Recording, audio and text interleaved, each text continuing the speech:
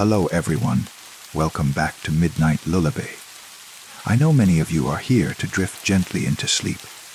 Before you close your eyes, please give this video a like and subscribe to the channel. I'd also love to hear from you in the comments. Let me know where in the world you're listening from. Now, turn off the lights, get comfortable, and let the story carry you into dreams.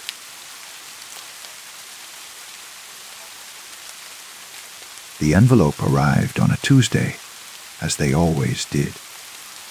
I recognized Marcus's careful handwriting immediately. Those precise loops and measured spaces that had become as familiar as my own reflection over the past 7 years. The paper felt heavier than usual between my fingers, thicker somehow. And there was something else tucked inside, along with his letter. I carried it to my reading chair by the window, where afternoon light filtered through the gauze curtains in golden streams. The ritual was always the same. Tea steeping in my favorite blue mug, the soft rustle of paper as I unfolded his words. The quiet satisfaction of connection across continents. Marcus lived in a small town in Wales, a place called Fod Lamphapol that he taught me to pronounce through phonetic spellings in his 3rd letter. I'd never been there, never seen him, but through his words.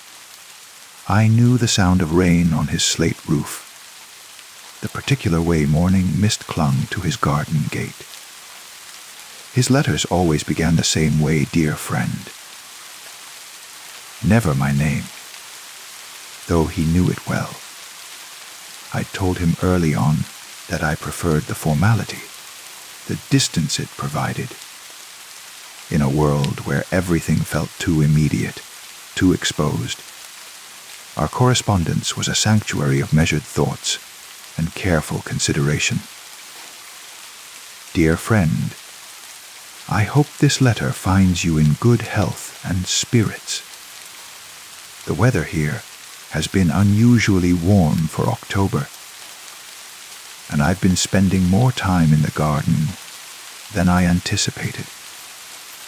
The roses are blooming for a 2nd time this year. Quite extraordinary, really. Mrs. Hewitt next door says it's a sign of something, though she's never quite specific about what. I've been thinking about our conversation regarding memory and identity. You wrote in your last letter that you sometimes feel as though you're watching your life from the outside, as if you're an observer of your own existence. I find that sentiment fascinating, though I confess I've been experiencing something similar lately. There are moments when I catch myself in the mirror and feel surprised by my own reflection, as if I've forgotten what I look like in the space between glances. I've enclosed something with this letter, a photograph I found recently while cleaning out my late aunt's effects. She was quite the photographer in her younger days, documenting family gatherings and local events. This particular photograph caught my attention for reasons I can't quite articulate. I'd be curious to know your thoughts on it. The photograph was tucked behind the 2nd page, a black and white image slightly larger than a postcard. I lifted it carefully, noting the quality of the paper, professional grade, with that particular weight and texture that spoke of proper development rather than casual printing. My breath caught in my throat. The photograph showed a man standing in front of a stone cottage, one hand resting on a wooden gate. the other shielding his eyes from what must have been bright sunlight. He was smiling, not broadly, but with a kind of gentle contentment that suggested he was genuinely happy to be photographed. The cottage behind him was clearly Welsh, with its slate roof and climbing ivy, and I could see the edge of what might have been a garden to the left of the frame. But it was the man's face that made my hands tremble as I held the photograph. The features were mine, exactly mine. The same slightly crooked nose I'd broken playing football at age 12. The same scar above the left eyebrow from walking into a low branch when I was 8. The same way my left ear sat, just a fraction higher than my right, a symmetry so subtle that even I sometimes forgot about it. I set the photograph down on the side table and reached for my tea, but my hands were shaking too badly to lift the mug. The liquid had gone cold anyway, a thin film forming on its surface like ice on a pond. I read the letter again, more carefully this time, looking for any hint that Marcus was playing some elaborate joke. But the tone was exactly as it always had been. Thoughtful, measured, a slightly formal in the way that suggested English wasn't quite his native tongue, though he'd never mentioned speaking any other language. She was quite the photographer in her younger days. When had this photograph been taken? The quality suggested it wasn't recent. There was a timeless quality to black and white images that made dating them difficult. But something about the composition, the clarity, suggested it was perhaps a decade old. Maybe more. I had never been to Wales. I had never owned clothes like the ones the man in the photograph was wearing. A simple white shirt and dark trousers, unremarkable, but somehow perfectly fitted to his frame. My frame. I had never posed in front of a cottage, never stood by a wooden gate with ivy climbing the walls behind me. Yet there I was, or someone who looked exactly like me, captured in a moment I had no memory of living. The afternoon light was fading, casting longer shadows across the room. I found myself studying those shadows, the way they fell across the letter and photograph, the way they seemed to shift and dance with each small movement of the branches outside my window. Everything felt suddenly unstable, as if the familiar boundaries of my world had become permeable. I walked to the bathroom and stood in front of the mirror, comparing my reflection to the photograph. The resemblance wasn't approximate or family, like it was exact. Every detail matched perfectly, down to a small freckle near my left temple that most people never noticed. I raised my hand to touch it, watching my reflection mirror the movement, but something felt wrong about the gesture. Delayed. Somehow, as if the mirror was showing me what I had done a moment before, rather than what I was doing. That night, I lay awake thinking about identity, about the strange ways our minds construct the story of who we are. How much of our sense of self is built on memory, and how fragile that construction really is.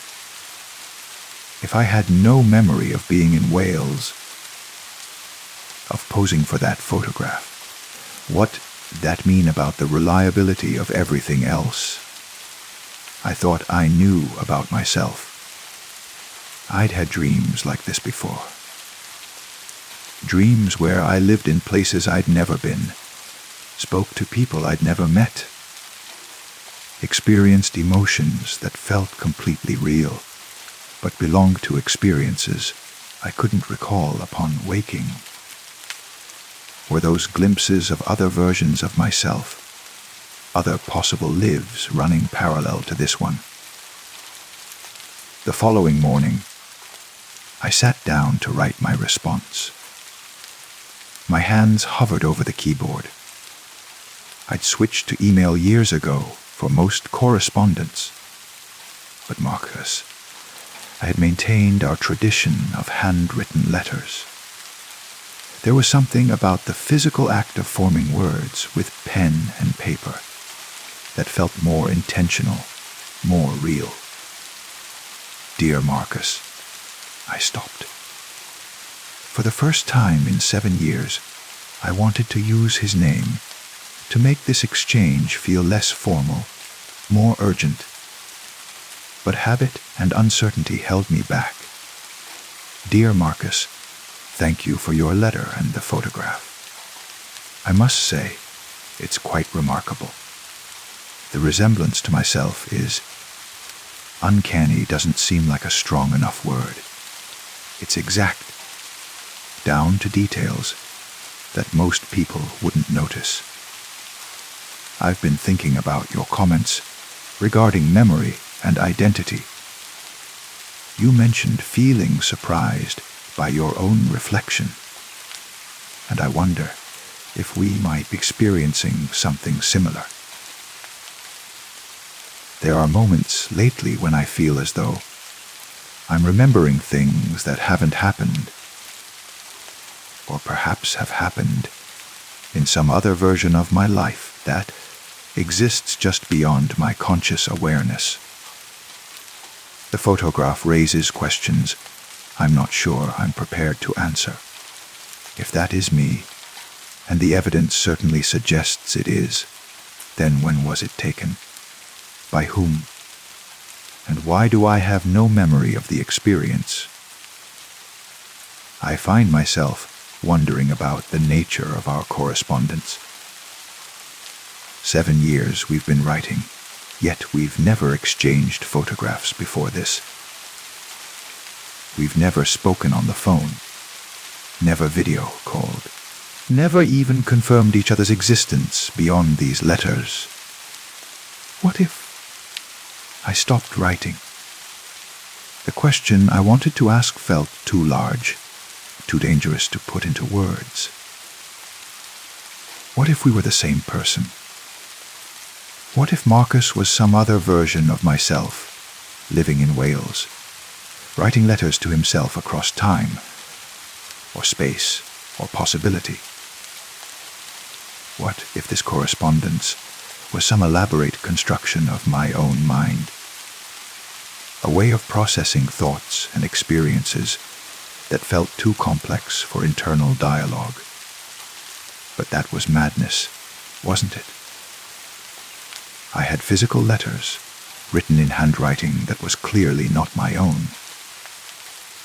I had postmarks from Wales, stamps I'd never seen before. I had details about Welsh weather and local gossip that I couldn't possibly have invented. Unless I could.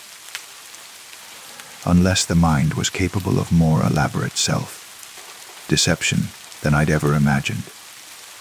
I finished the letter without asking the question directly, but I hinted at it, circling around the possibility like a moth around flame. Then I sealed it in an envelope and walked to the post office, as I had done dozens of times before. The postal clerk was new. A young woman with bright pink hair and multiple ear piercings. She looked at the address on my envelope and smiled. Wales, huh? That's a long way from here. Friend of yours.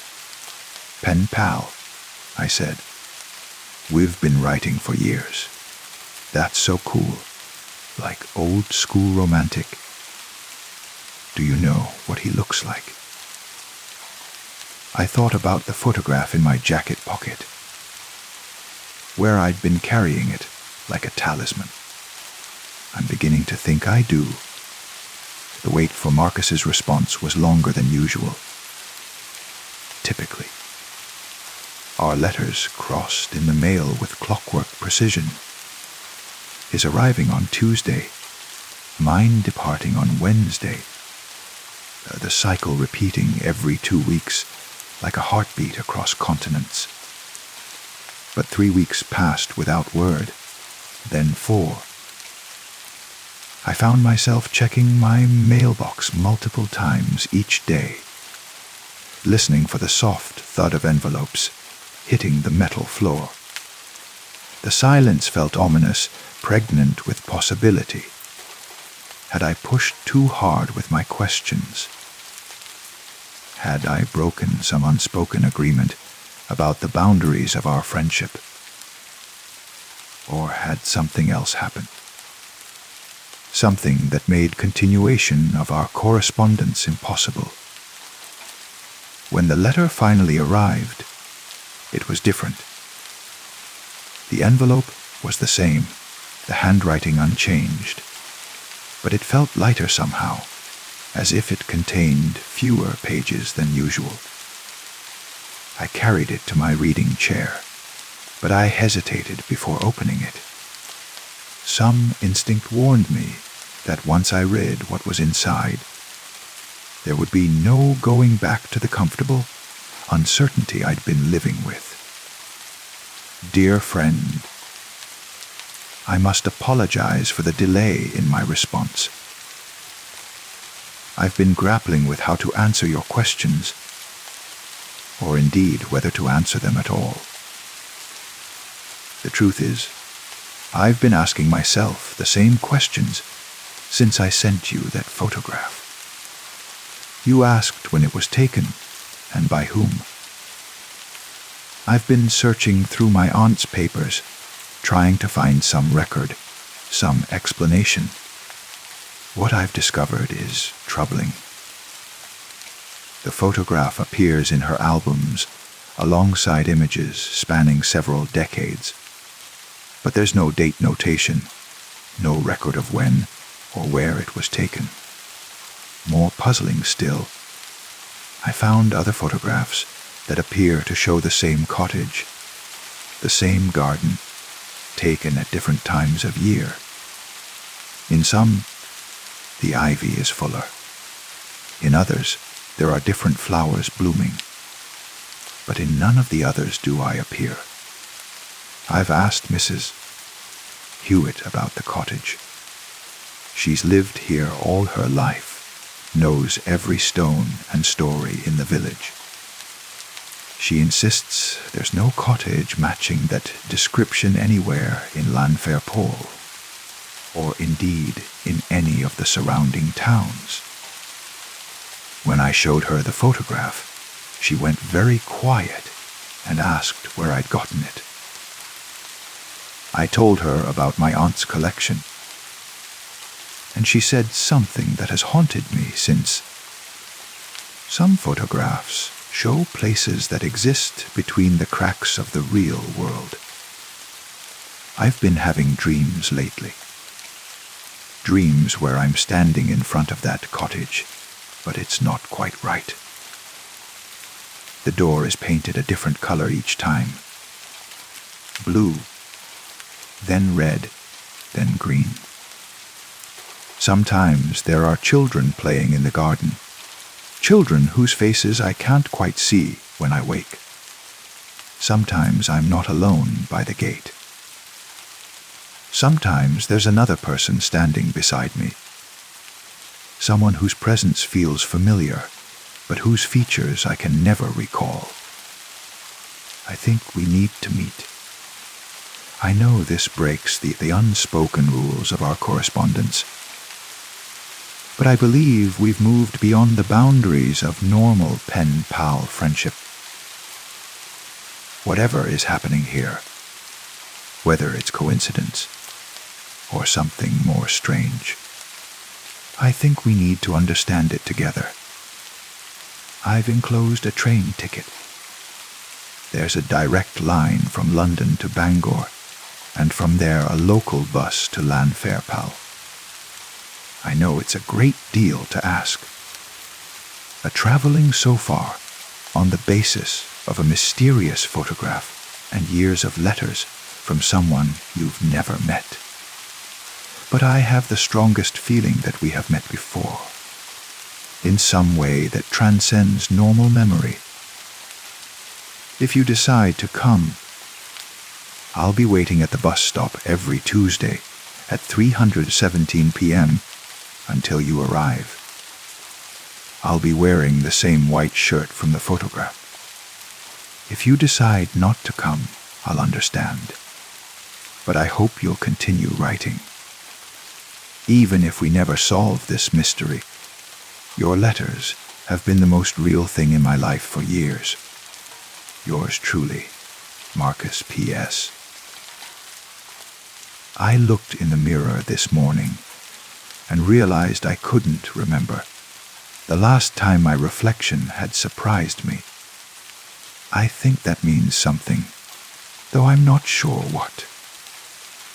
The train ticket was real, properly printed with dates and seat numbers. The route was exactly as Marcus had described.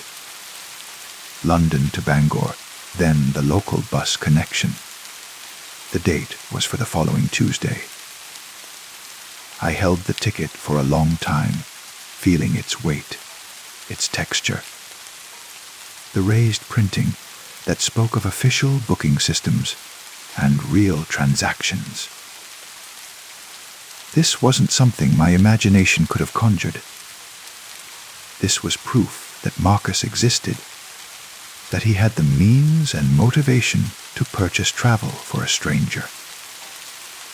But was I a stranger? The more I thought about it, the more I felt the pull of recognition, as if I were remembering rather than planning this journey. I could almost smell the particular scent of train carriages, almost hear the rhythm of wheels on tracks. I could picture the Welsh countryside rolling past the window, green and grey and eternally damp. I'd never been to Wales, but somehow I knew I was going home. The night before my departure, I dreamed of the cottage again. But this time, I wasn't looking at a photograph. I was standing on a path leading up to the front door, and I could hear voices inside. Familiar voices having a conversation I couldn't quite make out. The garden was full of roses, blooming in impossible profusion, despite the grey sky overhead. I raised my hand to knock on the door, but before I could make contact, I heard someone approaching from behind. I turned and saw myself walking up the path, wearing the same white shirt, carrying an envelope in my hand. "You're early," the other me said, smiling. "I wasn't expecting you until Tuesday." I woke before I could respond, but the dream felt more like memory than imagination. And for the first time since receiving that first mysterious photograph, I felt a sense of calm settling over me. Whatever I was walking toward, I'd been walking toward it for 7 years. The letters, the careful cultivation of distance, the slow building of trust and understanding. It had all been preparation for this moment. The train to Wales would depart at 9:15 a.m. I would be on it. And finally, after all these years of writing to a stranger who knew me better than anyone, I would discover who was writing back. Story 2. The first time I hear it, I'm already half asleep, drifting in that liminal space between consciousness and dreams, where sounds blend with imagination and nothing is quite what it seems. It's a soft, rhythmic scratching, like fingernails against wood, or tiny claws searching for a purchase on smooth surfaces. The sound comes from somewhere inside the wall beside my bed. Muffled but persistent. I lift my head from the pillow, listening. The scratching continues for perhaps 10 seconds, then stops abruptly, leaving only the familiar nighttime sounds of my old house. The whisper of air through heating vents, the distant hum of the refrigerator, the occasional creak of settling timbers. Mice, I tell myself. The house is over 60 years old, purchased 6 months ago from an estate sale. And it's only natural that small creatures would have found their way into the walls over the decades. I make a mental note to call an exterminator in the morning, then roll over and let sleep reclaim me. But the sound returns the next night. This time I'm more alert when it begins, lying in bed reading by the soft glow of my bedside lamp. The scratching starts low and quiet, then gradually increases in intensity, as if whatever is making it is becoming more determined, more urgent. The sound moves along the wall from left to right, following a path roughly parallel to the floor, about 3 feet above where I'm lying. I press my ear against the plaster, trying to pinpoint the source.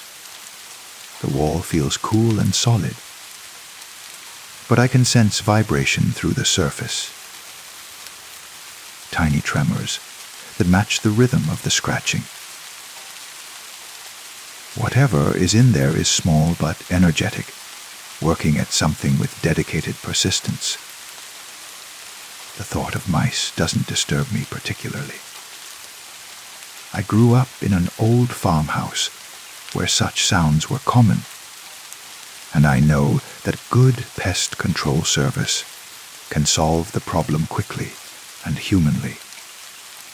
But there's something about this particular scratching that doesn't quite fit my expectations.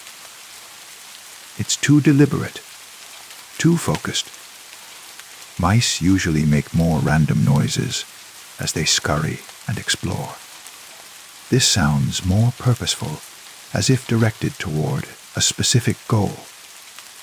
I tap on the wall with my knuckles, hoping to startle whatever is there into silence. The scratching stops immediately, as if responding to my signal. But after a moment of quiet, it resumes with what seems like increased determination, the sound sharper and more insistent than before. For 20 minutes, I lie listening to the rhythm scratch, scratch, scratch, pause, scratch, scratch, scratch, pause. Always the same pattern, always moving in the same direction along the wall. When it finally stops, a silence fills the room so completely that I can hear my own heartbeat pounding in my ears. The next morning, I call 3 different pest control companies. The first 2 can't schedule an inspection for over a week, but the third, a local family business called Hartwell Exterminators, agrees to come out that afternoon. The technician who arrives is a young man named Danny, perhaps 25, with calloused hands and an earnest manner that immediately puts me at ease. He listens carefully as I describe the sounds, nodding with the understanding of someone who has dealt with similar problems many times before. Sounds like mice, definitely. He confirms, pulling equipment from his truck. Old houses like this They're like apartment buildings for rodents. Lots of spaces between walls. Plenty of places to nest. He sets up monitoring devices and carefully examines the exterior of the house for entry points. His inspection is thorough and professional, and when he's finished, he shows me several small holes near the foundation where mice could easily enter. I'll seal these up and set some traps in your basement and attic. He explains. Should take care of the problem within a week or two. These old houses can be tricky, though. Sometimes it takes multiple treatments. That night, I lie in bed, listening for the scratching with something approaching anticipation.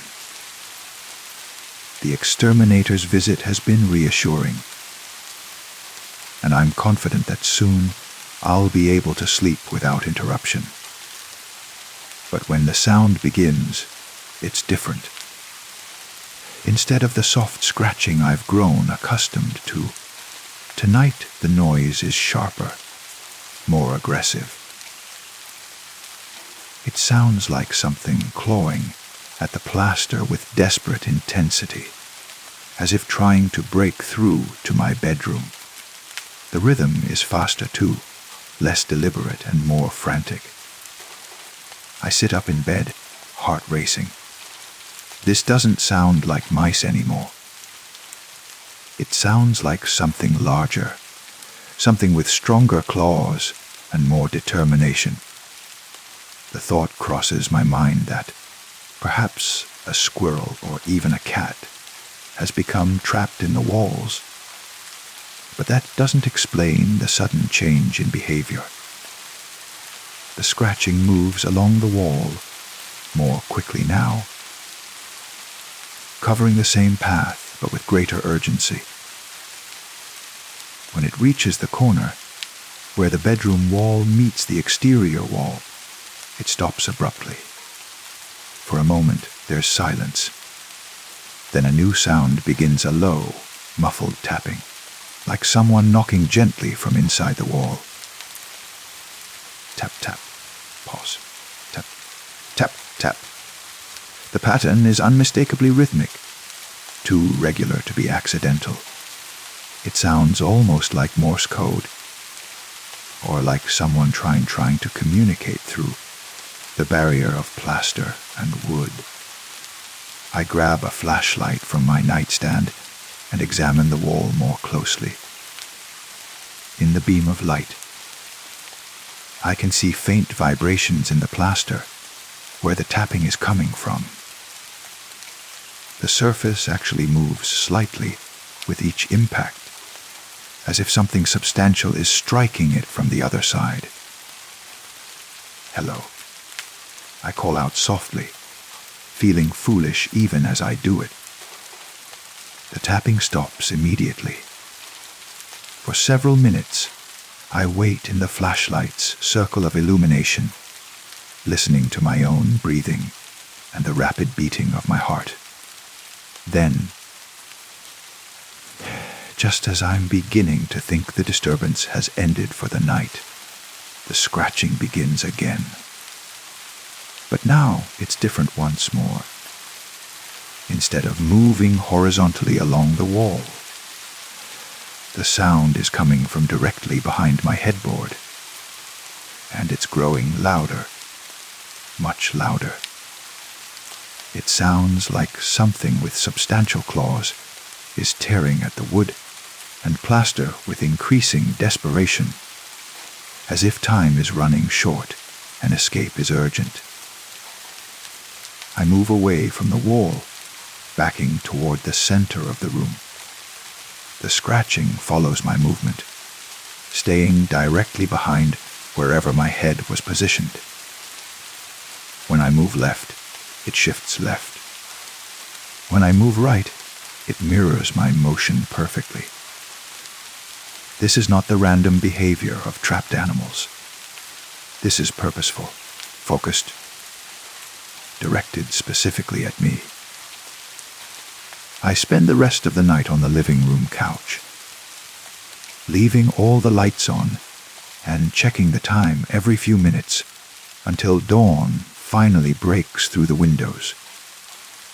When morning comes, I call Danny at Hartwell Exterminators before his office has officially opened. The traps are still set. He tells me when he arrives for a second inspection.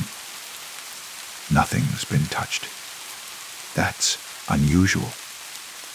If you've got mice active enough to make noise at night, they should be investigating the bait by now. We go to my bedroom together, where Danny examines the wall behind my bed with professional interest. He runs his hands along the plaster, checking for soft spots or damage. I don't see any signs of gnawing, he says, frowning. Usually, if something's trying to get out of a wall, you'll see scratches on the surface. Maybe some plaster dust. Oh, this wall looks untouched. He uses a stud finder to map the structure behind the plaster, then taps methodically along the surface, listening to the hollow sounds that indicate the locations of support beams and empty spaces. There's definitely a gap here.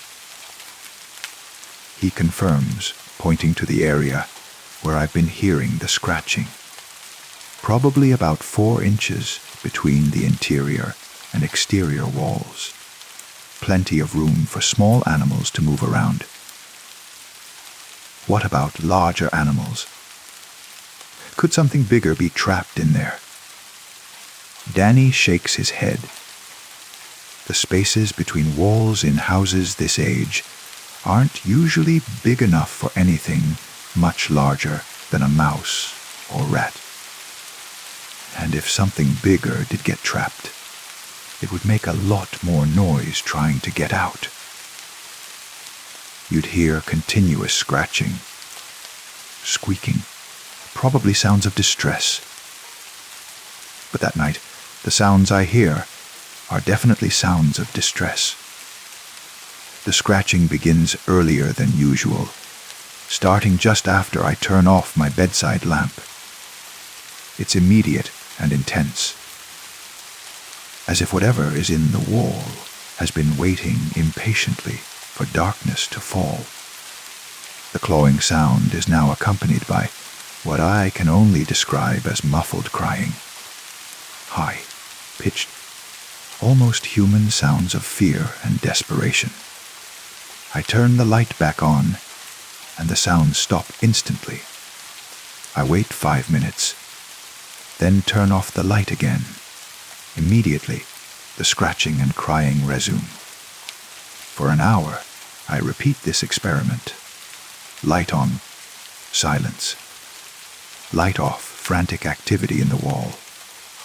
The pattern is consistent and undeniable. Whatever is making these sounds is reacting to the presence or absence of light in my bedroom. But how is that possible? How could something inside a wall, surrounded by wood and plaster, know whether my bedroom light is on or off? I decide to try a different approach. I turn off the overhead light, but leave my bedside lamp on, creating a dimmer but still visible illumination. The scratching begins, but quieter than in complete darkness, as if responding to the reduced level of light. This is not animal behavior. Animals don't modulate their activity based on artificial lighting in adjacent rooms. Animals trapped in walls don't cry in ways that sound almost human. Animals don't focus their attention on the specific location where a person's head rests while sleeping. I'm dealing with something else entirely. The next day, I research the history of my house. The previous owner, Mrs. Eleanor Hartwell, lived here for 7 years before her death 6 months ago. The house was built in 1962 by her late husband, Robert Hartwell, who worked in construction and did much of the work himself. Mrs. Hartwell had been a widow for the last 15 years of her residence, living alone in the house she had shared with her husband. According to the neighbors I speak with, she was a quiet woman who kept to herself, rarely entertaining visitors and maintaining her property with the help of hired services. What strikes me as I learn about the house's history is the fact that the current pest control service I've been using, Hartwell Exterminators, shares the same surname as the house's previous owners. When I call Danny to ask about this, he confirms my suspicion. Mrs. Hartwell was my grandmother, he explains. That's actually how I knew the house was available for sale. When she passed, my family handled the estate. I remember playing in that house when I was young, visiting with my parents. Did you ever hear anything unusual when you stayed there? Any strange sounds at night? There's a long pause before Danny answers. Actually, yeah. I remember being scared to sleep in the back bedroom. Your bedroom now. I used to tell my parents there were sounds in the walls, but they said it was just mice. Grandmother always said it was mice, too. But you didn't think it was mice. No. Even as a kid, I knew what mice sounded like. This was different. More deliberate, like something was trying to communicate. That night, I try a new experiment. Instead of simply turning lights on and off, I attempt to communicate with whatever is in the wall. When the scratching begins, I tap on the wall in response, 3 quick knocks. The scratching stops immediately, followed by 3 deliberate taps from inside the wall. My heart pounds as I realize what's happening. I tap twice. 2 taps come back. I tap 5 times quickly. 5 quick taps respond. Whatever is in my wall is mimicking my actions perfectly, responding to my attempts at communication with apparent intelligence and purpose. Who are you? I ask aloud, feeling foolish but desperate for answers. The tapping that follows is complex, extended, almost like a coded message. But I don't understand the pattern, can't interpret what it might mean. I try a different approach. Are you trying to tell me something? This time, the response is the desperate scratching I've become accustomed to. But now it moves in a clear pattern along the wall. Up, then down, then across, like someone drawing letters in the air. But the movements are too fast and chaotic for me to follow. Over the following nights, I develop a routine of communication with my unseen companion. The sounds always begin after dark, always respond to light and noise, always engage with my attempts to make contact. Gradually, the frantic quality of the scratching decreases, replaced by more controlled, purposeful movements. I begin to recognize patterns in the sounds, certain rhythms that seem to repeat, specific sequences of taps and scratches that occur in response to particular questions or actions on my part. It's almost like learning a new language, one based on vibration and rhythm rather than words. But the more I communicate with whatever is in the wall, the more disturbed I become by its responses. The entity, for I can no longer think of it as an animal, seems increasingly focused on me personally. When I move around the bedroom, the sounds follow my location precisely. When I leave the room, they stop entirely. When I return, they resume immediately, as if whatever is there has been waiting patiently for my presence. I called Danny again, this time with more specific questions about his grandmother and the house's history. Did Mrs. Hartwell ever mention hearing sounds in the walls? I ask. Oh, all the time, he replies. But she lived with it for so long. I think she just accepted it as part of the house. She used to say the sounds kept her company, especially after grandfather died. Said it was like having someone to talk to during the long nights. Well, that's what she called it.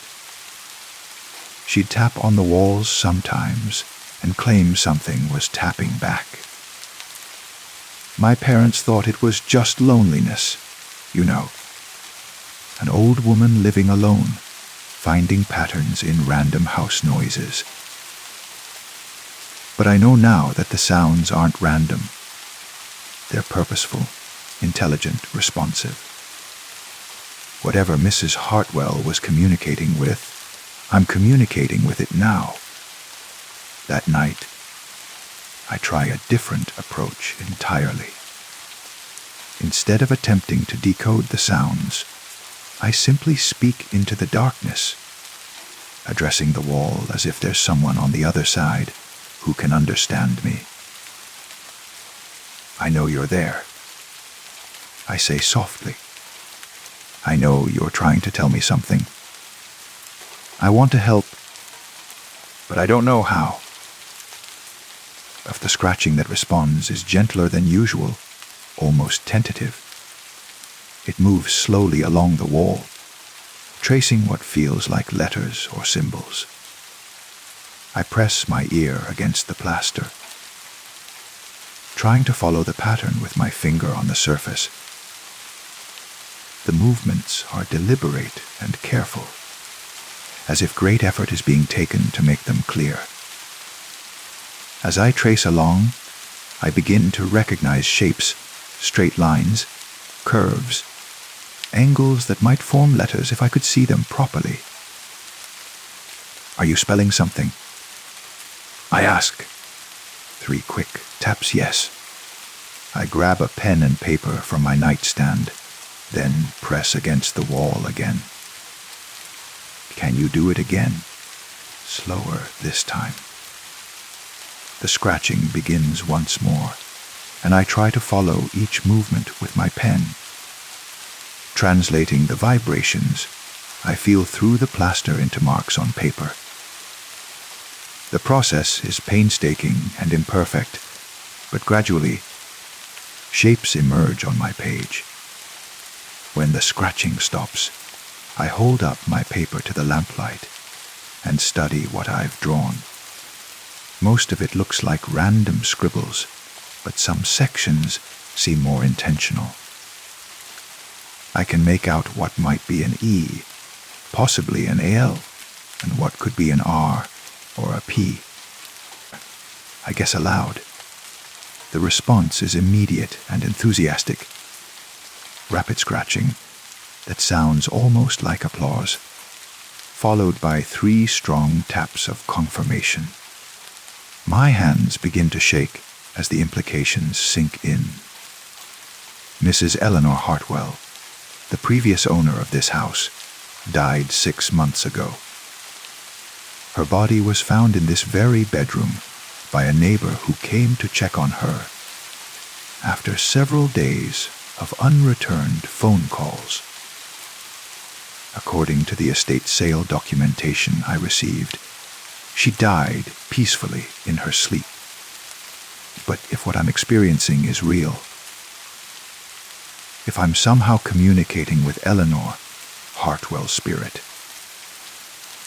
then her death may not have been as peaceful as everyone believed. Eleanor, I say into the darkness, what happened to you? The scratching that follows is frantic, desperate, filled with the same urgency I heard on the first night. It moves all around the wall now, not just in the space behind my headboard, as if she's trying to show me something throughout the entire room. I follow the sounds with my flashlight, watching the wall vibrate under invisible impacts.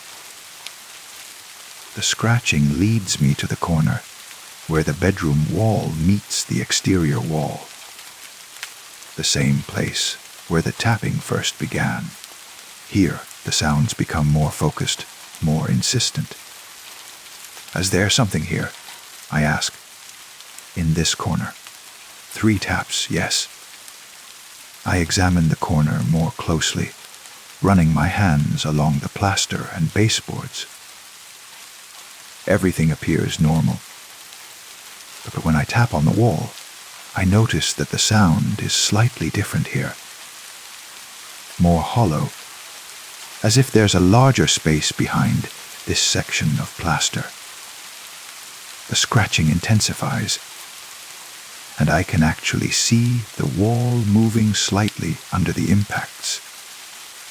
Dust particles dance in my flashlight beam as vibrations shake them loose from hidden crevices. Do you want me to open the wall? The response is immediate and emphatic, frantic scratching followed by rapid, repeated tapping. Whatever Eleanor is trying to show me, it's behind this wall, and she's desperate for me to find it. The next morning, I call a contractor. I explain that I suspect there might be structural issues with the wall in my bedroom, possibly water damage or pest problems that require investigation. He agrees to come out and examine the area. The contractor, a middle-aged man named Pete, arrives with tools and experience that immediately put my amateur efforts to shame. He examines the corner where I've been hearing the sounds, tapping and measuring with professional precision. You're right about there being a space back here, he confirms. Looks like maybe a closet or storage area that got walled off at some point. Not uncommon in houses this age. Sometimes people renovate and just seal up spaces they don't need instead of properly removing them. Can you open it up?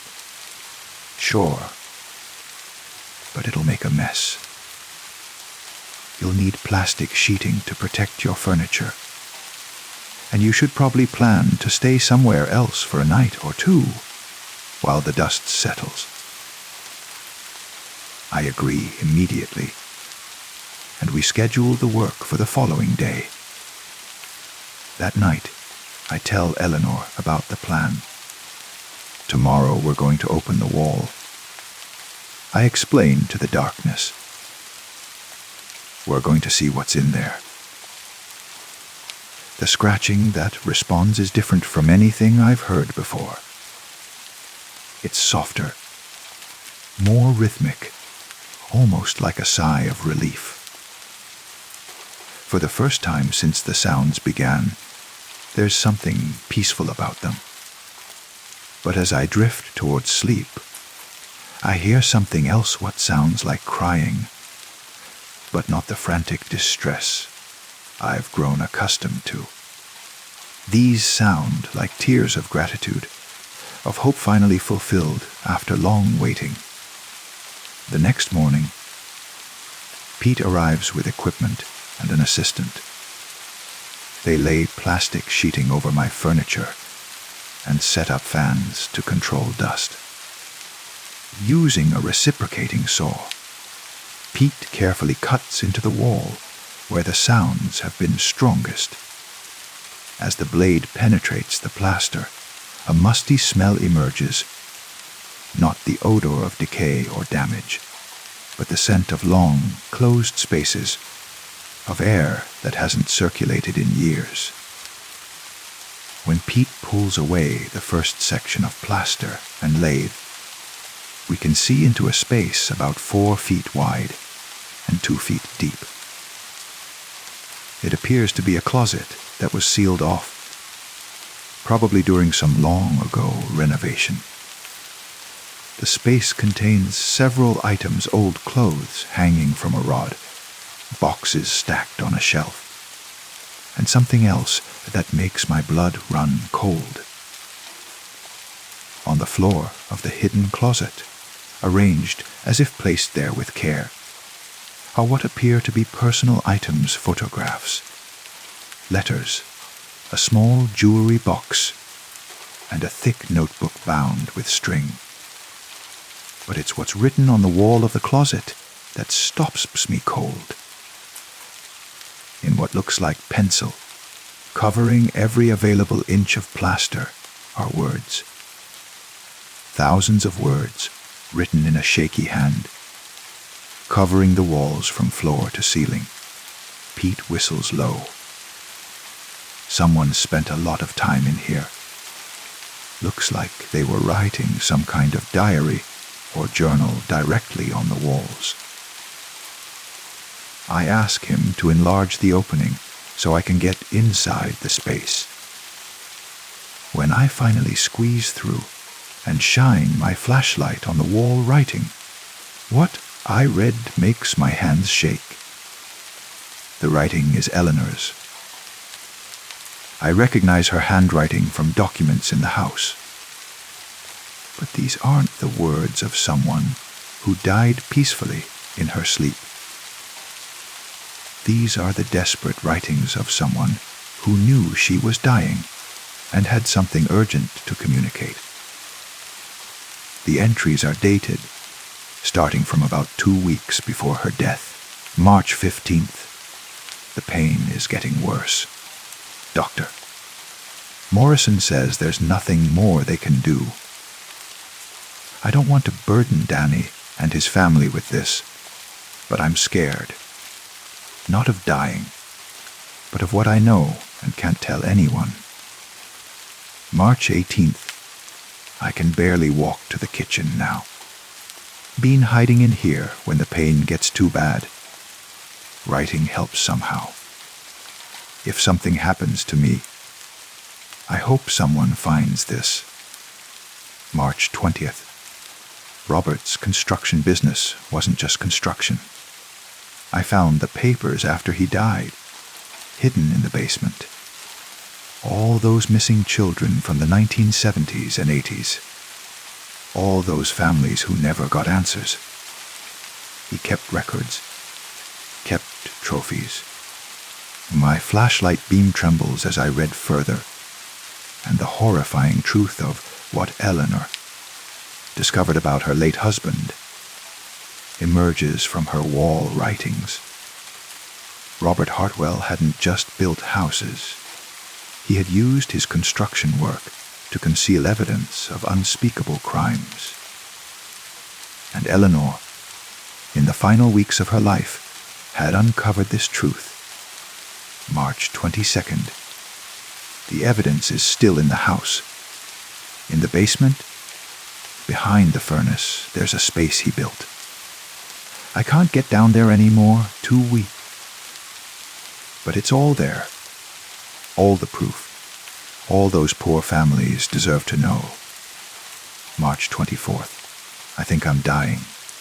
Can barely hold the pencil. If anyone finds this, please look behind the furnace. Please give those families peace. Please don't let him be remembered as a good man when he was a monster. The final entry is barely legible. March 25th. So tired. Tried to call police, but couldn't make them understand. tapped on walls hoping someone would hear, would investigate. If my spirit can't rest until this is revealed, then I'll keep tapping. I'll keep trying to tell someone. Those children deserve justice. Eleanor died that night, alone in her bedroom, carrying the weight of her husband's crimes and her inability to expose them. But she hadn't given up. She had continued trying to communicate, tapping from beyond death, scratching at the walls that separated her from the living world, desperate to lead someone to the truth. I back out of the closet on shaking legs and immediately call the police. When Detective Sarah Mills arrives 2 hours later, I show her the hidden closet and Eleanor's wall writings. Her expression grows increasingly grim as she reads the desperate messages. Mrs. Hartwell called us several times in the weeks before her death. She tells me. She kept saying she had important information about old missing person cases. But when we sent officers to interview her, she seemed confused, disoriented. We thought it was medication or the stress of her illness. She wasn't confused, I reply. She was dying and desperate to tell someone what she'd discovered. Detective Mills arranges for a forensics team to examine the basement. Using ground, penetrating radar, and careful excavation, they locate the space Eleanor described behind the furnace. What they find there provides answers to 7 missing children cases from the 1970s and 1980s. Cases that had gone cold decades ago, leaving families without closure and a community without justice. Robert Hartwell had used his construction expertise to create hidden spaces throughout the house and to conceal evidence of his crimes.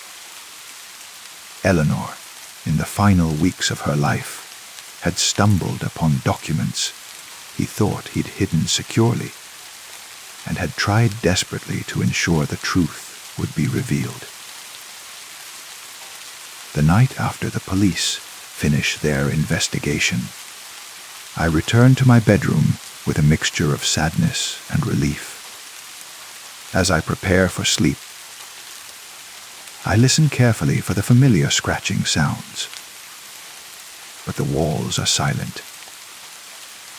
For the first time since I moved into this house, my bedroom is completely quiet at night. No scratching, no tapping, no desperate attempts at communication from beyond the grave. Eleanor Hartwell's mission has been completed. The families of those missing children finally have answers. Justice, delayed by decades, has finally arrived. I tap gently on the wall, where I first heard her scratching.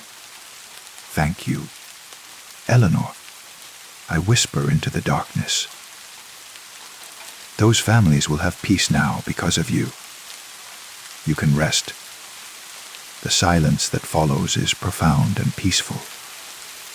But just before I drift off to sleep, I hear something so soft, I almost miss it. 3 gentle taps, barely audible through the plaster. Not desperate or urgent like before, but peaceful, content. A final goodbye from a woman who refused to let death stop her from protecting others, who scratched and tapped and communicated across the boundary between worlds until someone finally understood her message. The house settles around me with its normal creaks and sighs, but they sound different now. Not empty, but peaceful. Eleanor Hartwell may have passed on, but her courage and determination have left an imprint that will outlast the physical walls she used to contain her final, most important words. And in the quiet darkness of my bedroom, I sleep soundly for the first time since moving into this house, knowing that sometimes the sounds in the walls aren't trying to frighten us, but to save us, and that the dead don't always rest until the living finally listen to what they're trying so desperately to say. Story 3. The walk home from the university library had become my evening meditation. A 20-minute journey through familiar streets that helped me transition from the intense focus of research to the quieter rhythms of home. I'd been making this same trek for 3 years now, ever since I'd started my graduate program in philosophy, and I knew every crack in the sidewalk, every wrought iron fence, every way the streetlights carved the darkness into pools of amber warmth. October had arrived with its particular brand of melancholy, the kind that made shadows longer and the spaces between streetlights deeper. The leaves were just beginning to turn, creating a rustling carpet that whispered stories under my footsteps. I loved this time of year. Loved the way the cooling air made every breath feel deliberate and clean. That Tuesday evening started like all the others. I locked my carol in the philosophy section at exactly 9 o'clock, nodded goodbye to Marcus the security guard, and stepped out into the crisp autumn night. The campus was mostly empty, except for a few scattered groups of undergraduates making their way to or from late night study sessions or social gatherings. Their voices carried on the still air fragments of conversation about exams and relationships and weekend plans. I pulled my jacket closer and began my familiar route down University Avenue. He passed the row of Victorian houses that had been converted into faculty offices. Past the corner market that stayed open late for students seeking caffeine and convenience food. Past the small park where early morning joggers would gather in a few hours to begin their own daily rituals. The street lights along University Avenue were old-fashioned,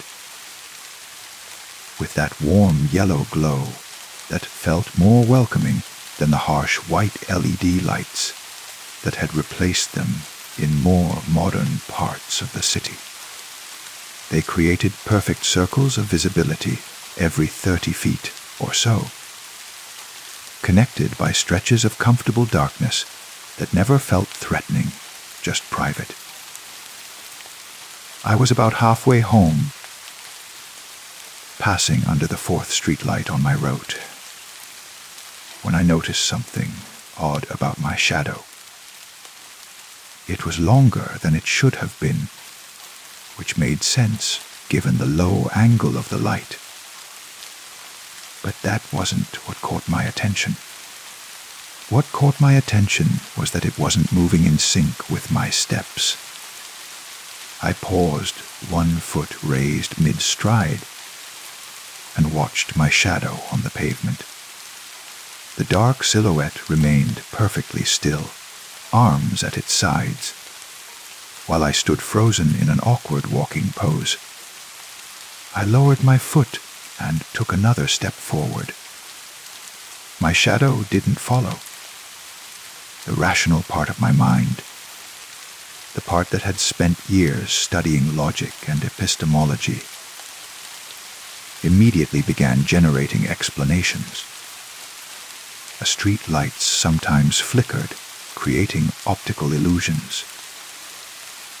Maybe there was another light source I hadn't noticed, casting a second shadow that was obscuring the movement of the first.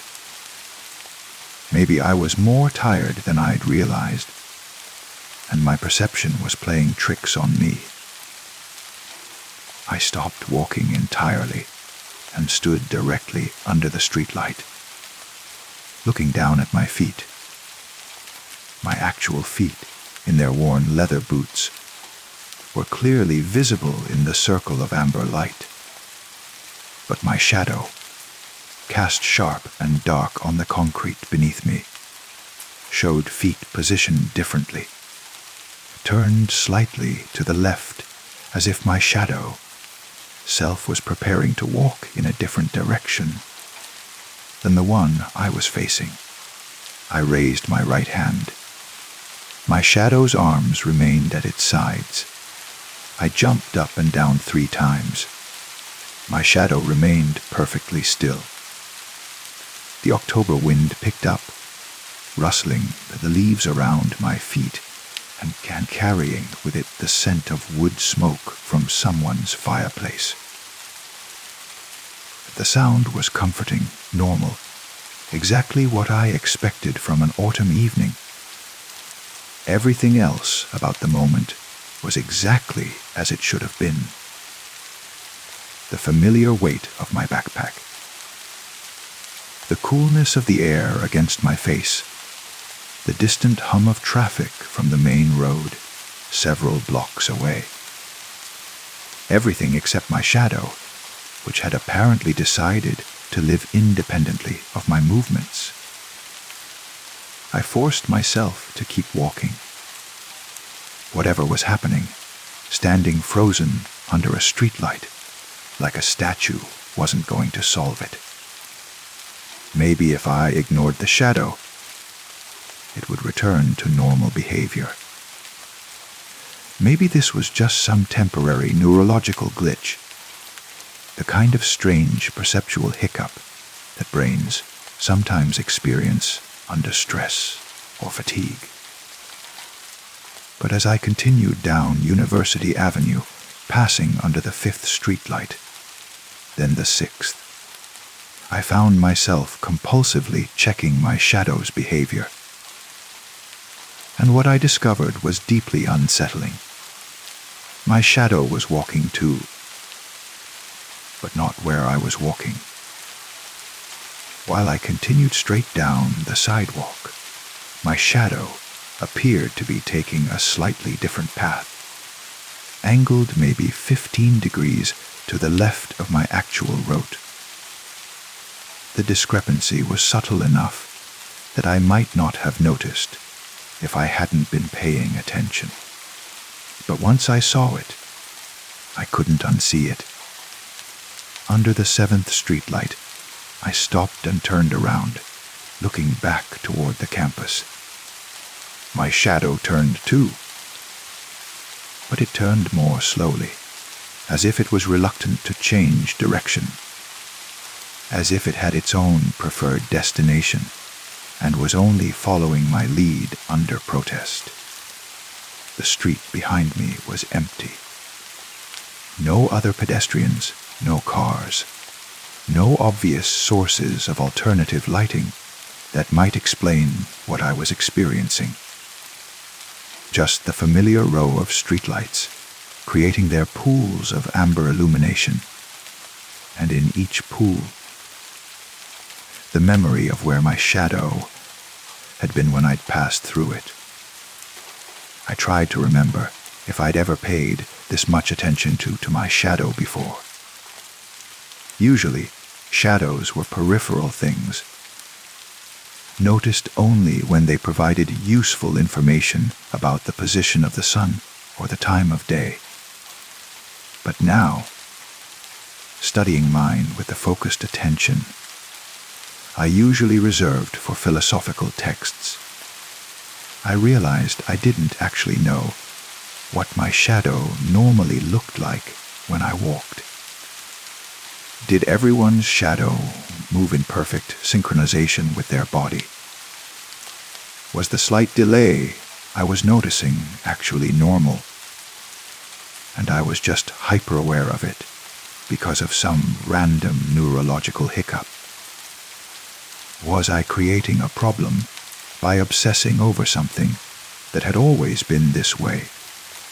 But even as I tried to rationalize what I was experiencing, I could feel a deeper unease growing in my chest. There was something intentional about the way my shadow was behaving, something that suggested purpose rather than malfunction. It wasn't just lagging behind my movements or failing to mirror them correctly. It was actively choosing a different path. I reached the corner where University Avenue intersected with Maple Street, the point where I normally turned right to head toward my apartment. But as I stood at the intersection, I noticed that my shadow was pointing left, toward the older part of town that I rarely visited, where the streetlights were spaced farther apart and the shadows between them were deeper. For a long moment, I stood there trying to decide what to do. The sensible thing was to turn right and go home, to chalk this up to exhaustion or stress and get a good night's sleep. Maybe in the morning, my shadow would be back to normal, and I could laugh about the strange evening when I'd convinced myself that my own reflection in darkness had developed a mind of its own. But there was something compelling about the direction my shadow was pointing, something that felt like an invitation. What if this wasn't a malfunction or a trick of perception? What if my shadow knew something I didn't, was trying to guide me somewhere I needed to go? I turned left onto Maple Street. The satisfaction I felt when my movements aligned with my shadow's apparent preference was immediate and unsettling. For the first time since I'd noticed the discrepancy, my shadow and I were walking in the same direction, and it felt profoundly right, in a way that made me question everything I knew about the relationship between body and reflection. Maple Street was quieter than University Avenue, lined with old oak trees whose branches created a canopy that filtered the streetlight into dappled patterns. The houses here were older too, most of them dating to the early 1900s, with deep front porches and bay windows that glowed warmly from within.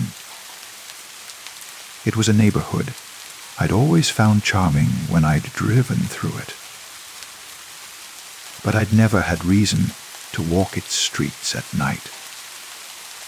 My shadow seemed to know exactly where it was going. Under each streetlight, I could see it clearly, and it was definitely leading the way now, pulling me forward with a sense of purpose that I didn't understand, but found myself trusting.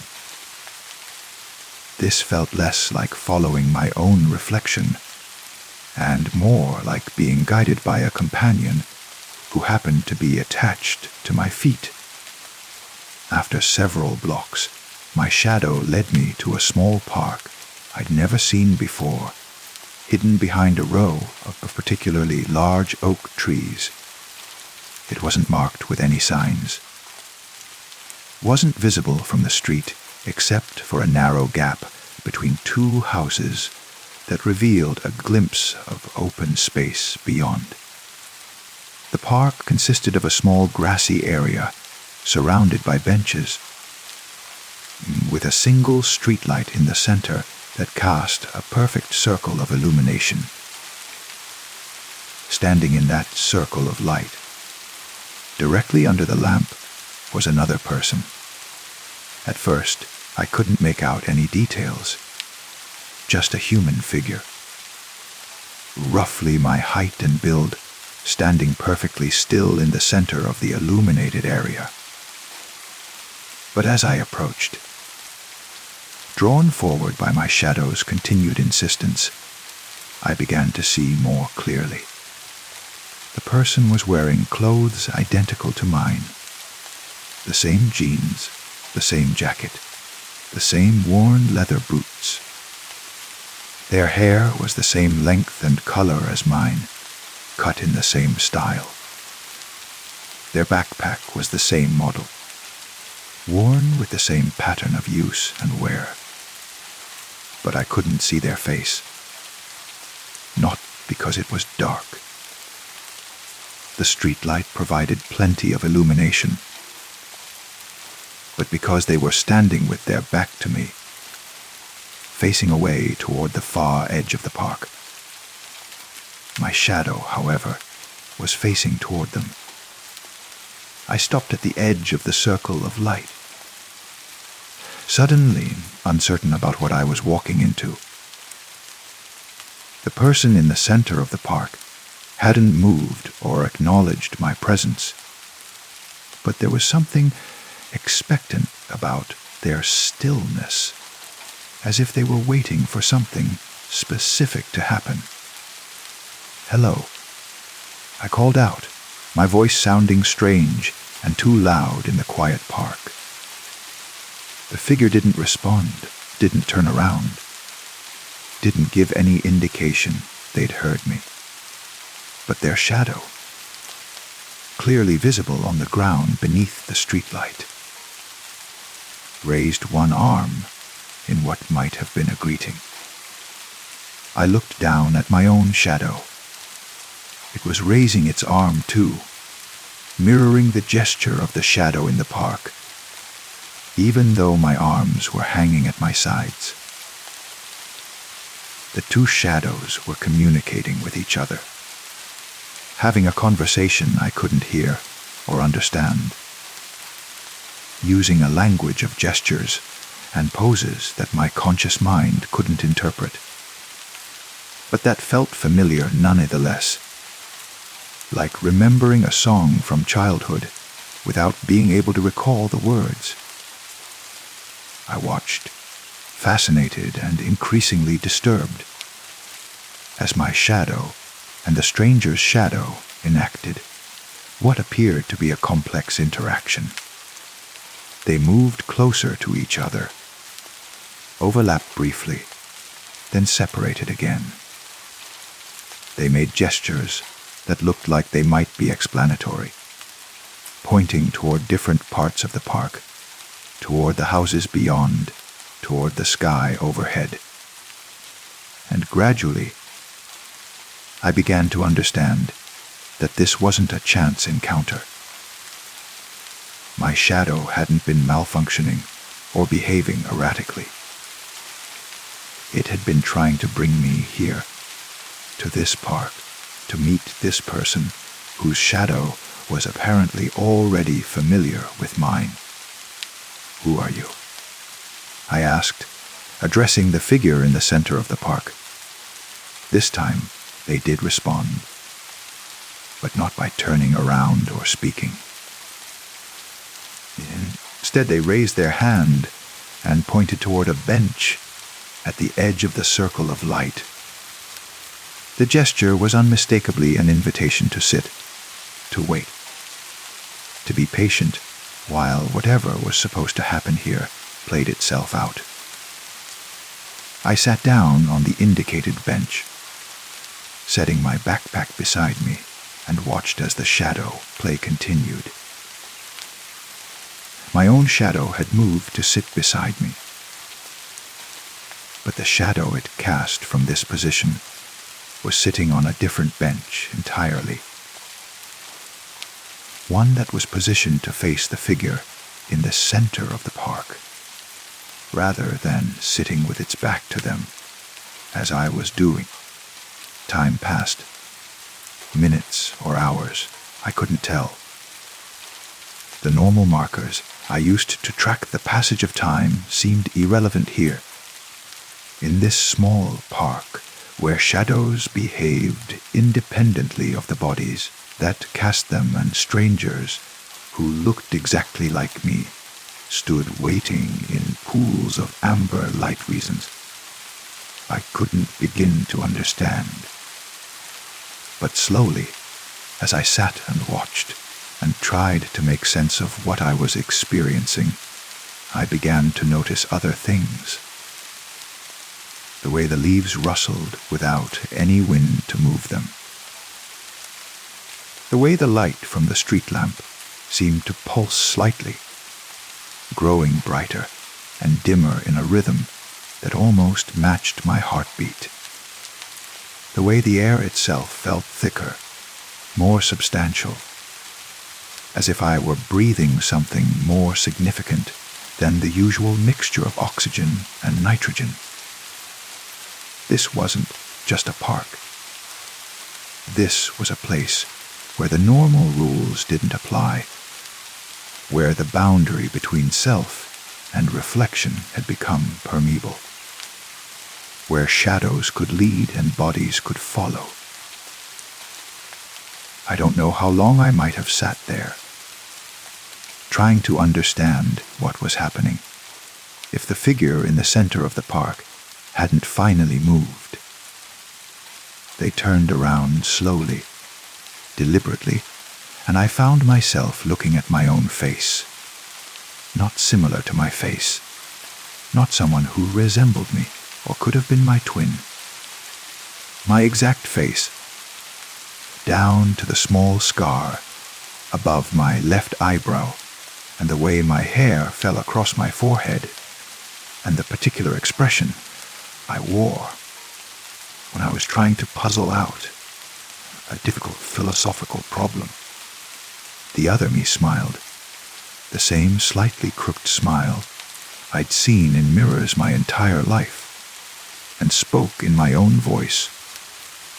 "You're wondering if you're dreaming." I opened my mouth to respond, but no sound came out. The other me nodded, as if this was expected. "You're wondering if you've had some kind of breakdown, if the stress of graduate school has finally pushed you over the edge into a full psychotic episode." This time I managed to speak. "Have I?" "That depends," the other me said, "on whether you think reality is limited to the things you learn to see in daylight." They gestured to our shadows, which were still engaged in their silent conversation, moving and gesturing and interacting in ways that seemed to have nothing to do with what our bodies were doing. "Shadow has been trying to tell you things for years. You've just never been in a place quiet enough, dark enough to listen. Tonight, you finally heard." I looked down at my shadow, which was now facing the other me directly, apparently listening to their shadow with an attention I wished I could access myself. What is it trying to tell me? That you've been walking the wrong way home. The other me began walking toward me, and as they moved closer, I noticed that our shadows were walking toward each other too, finally moving in synchronization with the bodies that cast them.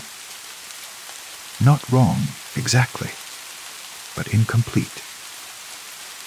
You've been living only half of your life, the half that exists in daylight and artificial illumination, the half that pretends shadows are just absence of light rather than presence of something else. They sat down beside me on the bench, and I felt the strange sensation of being in two places at once, sitting next to myself while also being the self I was sitting next to. Every night when you walk home, you pass under these streetlights, and every night your shadow shows you glimpses of the places you could go instead, the paths you could take, the version of yourself you could become if you paid attention to the parts of you that only exist in darkness. I thought about all the evenings I'd made this walk, all the times I'd passed under those familiar streetlights without really looking at what they were, illuminating, without considering that the interplay of light and shadow might be more complex and meaningful than I'd ever imagined. So, what happens now? I asked. The other me stood up, and their shadow began walking away from the streetlight, toward the darker edges of the park where the trees grew thick and the spaces between them were black as deep water. Now you choose. You can walk back to your apartment the same way you came. Pretend this never happened. Return to your life of half. Illumination and partial awareness. Your shadow will go back to following your movements, and you'll never notice the slight delay again. Never wonder about the paths it was trying to show you. They paused at the edge of the light, half visible, half dissolved into darkness. Or you can follow your shadow home. Learn to live in the spaces between streetlights. Discover what you've been missing all these years, when you thought shadow was the absence of light, rather than the presence of possibility. I stood up, feeling the weight of the choice, the understanding that this moment would determine not just how I walked home tonight, but how I walked through the world for the rest of my life. My shadow was already moving, already walking toward the darkness where the other me was waiting. For the first time in 3 years, I didn't know which way I was going home. Story 4. I never meant to become the groundskeeper of Moonbeam Park. The job found me, really. Through a newspaper ad that seemed to whisper my name from the classifieds section. Caretaker needed for historical amusement park. Quiet work, good pay, must be comfortable with solitude.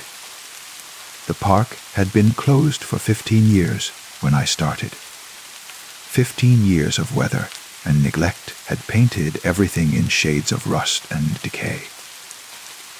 The carousel horses stood frozen mid-gallop, their painted eyes clouded with dust.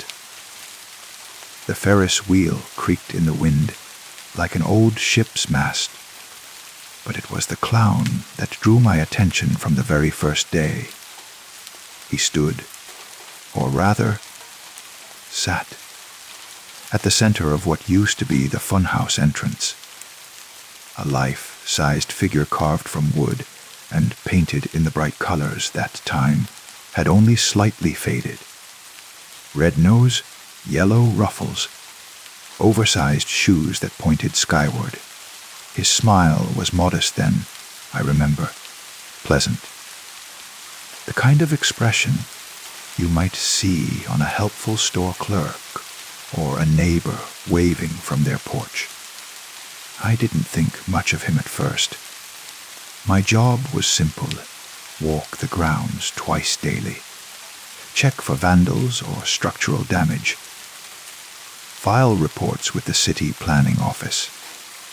The pay was surprisingly generous for such basic work, and I needed the solitude after everything that had happened. The divorce, the job I'd lost, all the way my own reflection had started to feel foreign in mirrors. The clown's smile began to grow on the 3rd day. I noticed it during my morning rounds, the way the early sunlight caught the carved features of his face. The smile seemed wider somehow, more pronounced. I attributed it to the lighting, to the way shadows can play tricks on tired eyes.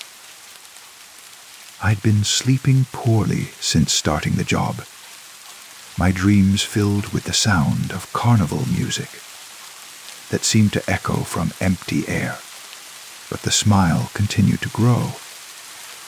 Day by day, degree by degree, the wooden lips stretched further across the painted cheeks. At first, I told myself I was imagining things. Stress, I reasoned, the mind creating patterns where none existed. But I began to document it, taking photographs each morning comparing them side by side. The progression was undeniable. By the end of the first week, the smile had transformed from pleasant to enthusiastic. By the second week, it bordered on manic. The carved eyes, too, seemed to reflect this change, not growing wider, but somehow more intense, as if the wood itself was developing consciousness. I found myself spending more time studying the clown during my rounds. I would sit on a nearby bench, ostensibly eating my lunch, but really just watching, waiting.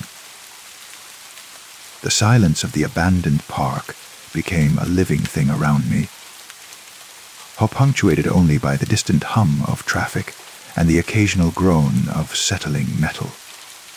The clown never moved, not in any way I could observe directly. Yet each morning brought new evidence of change. The smile crept higher toward the painted cheeks. The angle of the head seemed to shift, as if turning imperceptibly to follow my movements through the park.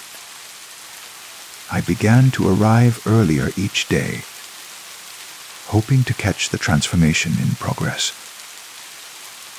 I would park my car in the shadows before dawn and walk silently through the gates, my footsteps the only sound in the pre-morning stillness. But the clown was always the same during these vigils, frozen in whatever expression he had achieved overnight, as if waiting for my departure to continue his mysterious evolution. The nights became harder to endure. I lived alone in a small apartment across town, but I found myself thinking constantly about the park, about him. I would lie in bed, staring at the ceiling, wondering what changes were occurring in the darkness. The carved smile haunted my attempts at sleep, growing larger and more grotesque in my imagination with each passing hour. 3 weeks in, I noticed other changes beyond the smile. The clown's posture seemed more upright, more alert. The wooden hands, which had rested casually on his knees, now gripped them with what appeared to be anticipation. The bright costume looked somehow fresher, as if the paint was renewing itself, the colors becoming more vibrant with each passing day. I tried to research the park's history, but found surprisingly little information. The local library had only a few newspaper clippings about its opening in 1962 and its closure 15 years ago due to financial difficulties and safety concerns. No mention of accidents or tragedies. No explanation for why a profitable family attraction would suddenly shut down at the height of summer. The librarian, an elderly woman with kind eyes, mentioned that she remembered visiting the park as a child. "Such a happy place," she said, her voice carrying a distant sadness, though toward the end People said it felt different, wrong somehow. Children would cry when they saw certain attractions. Parents complained about nightmares. I didn't ask about the clown specifically, but her words lodged themselves in my mind like splinters. By the 4th week, the smile had become genuinely disturbing. It stretched now from ear to ear in a grotesque parody of joy, the painted lips revealing what appeared to be carved wooden teeth. The eyes had developed a gleam that seemed independent of any light source. During my evening rounds, I swore I could feel them tracking my movement through the growing dusk. I began to vary my routes, taking different paths through the park, approaching from unexpected directions. But no matter where I walked, I could feel that gaze following me. The sensation was so strong that I would sometimes spin around suddenly, hoping to catch the clown in the act of movement. But he was always perfectly still, that terrible smile fixed in place, as innocent as any piece of playground equipment. The dream started in earnest during the 5th week. Not the vague carnival music that had plagued me before, but detailed, vivid experiences that felt more real than my waking hours. I dreamed I was walking through the park at night, the attractions somehow restored to their former glory. Lights blazed from every corner, music played from invisible speakers, and crowds of families moved through the pathways, their laughter echoing off the rides. But when I looked closer at the faces in these dreams, they were all variations of the same expression, that ever-widening smile that had consumed the wooden clown. Children with mouths stretched impossibly wide, parents whose grins revealed too many teeth, elderly couples whose joy had become something predatory and strange. And always, at the center of it all, the clown sat watching, his smile now so extreme that it seemed to fold back on itself, creating shadows within shadows on the painted face. I began to arrive at work later and later, dreading each morning's revelation. The smile had grown beyond the bounds of normal facial anatomy. It curved upward at impossible angles, creating an expression of such exaggerated happiness that it triggered a deep, primal revulsion. Yet, I couldn't stop looking. Couldn't stop documenting. Couldn't stop wondering what the final form might be. The city supervisor called during the 6th week to check on my progress. A routine call, she assured me, but her voice carried a note of concern. "You sound tired," she observed. "This job can be isolating. Are you taking care of yourself?" I wanted to tell her about the clown, about the smile that grew larger each day, about the dreams and the feeling of being watched. But how could I explain something that sounded insane even to my own ears? Instead, I assured her everything was fine and ended the call as quickly as possible. That afternoon, I made a decision. I brought a measuring tape to the park and carefully documented the clown's dimensions. Height, width, the precise angles of his limbs and features. I photographed him from every conceivable direction, creating a detailed record that would make any future changes impossible to deny. The measurements revealed something that made my hands shake as I wrote them down. According to my careful calculations, the clown was now smiling wider than his face should allow. The corners of the painted mouth extended beyond the edges of the carved cheeks, as if the wood itself was somehow expanding to accommodate the growing expression. That night, I couldn't sleep at all. I sat by my window, staring out at the city lights, but all I could see was that impossible smile. I found myself sketching it in the margins of newspapers, on napkins, on the condensation of my bathroom mirror. Each iteration seemed to grow wider still, as if my subconscious was continuing the clown's work in my absence. 7 weeks in, I arrived at the park to find the impossible had become more impossible still. The smile now wrapped around the sides of the clown's head, visible from multiple angles simultaneously.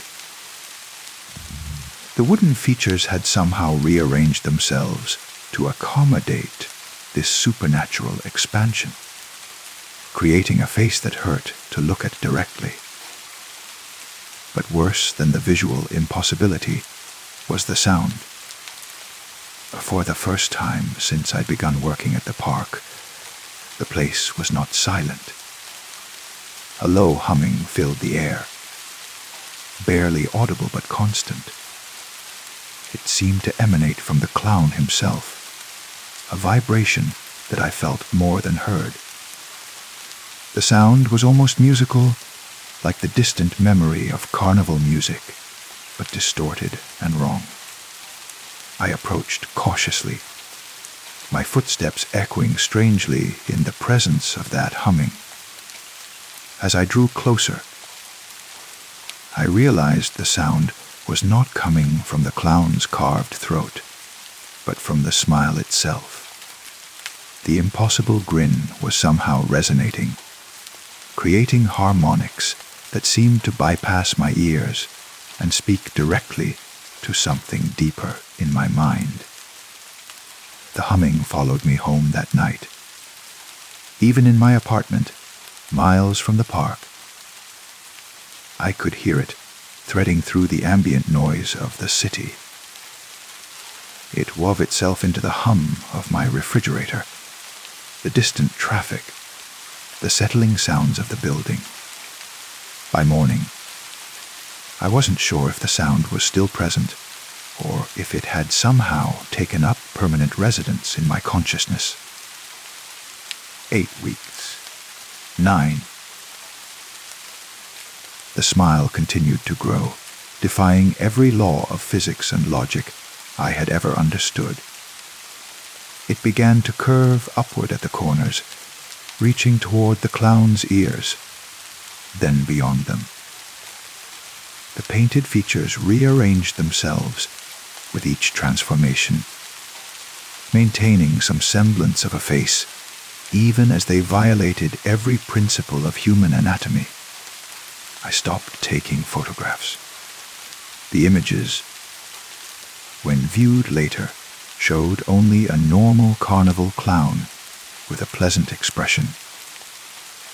Whatever change was occurring existed in a space beyond the reach of cameras, visible only to direct observation.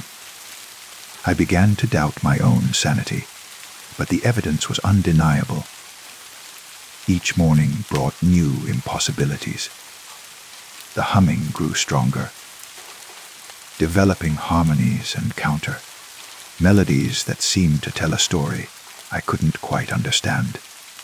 Sometimes, late in the afternoon, when the shadows grew long, I thought I could hear voices in the sound, whispers of children who had once visited the park, echoes of laughter that had somehow become trapped in the wooden figure.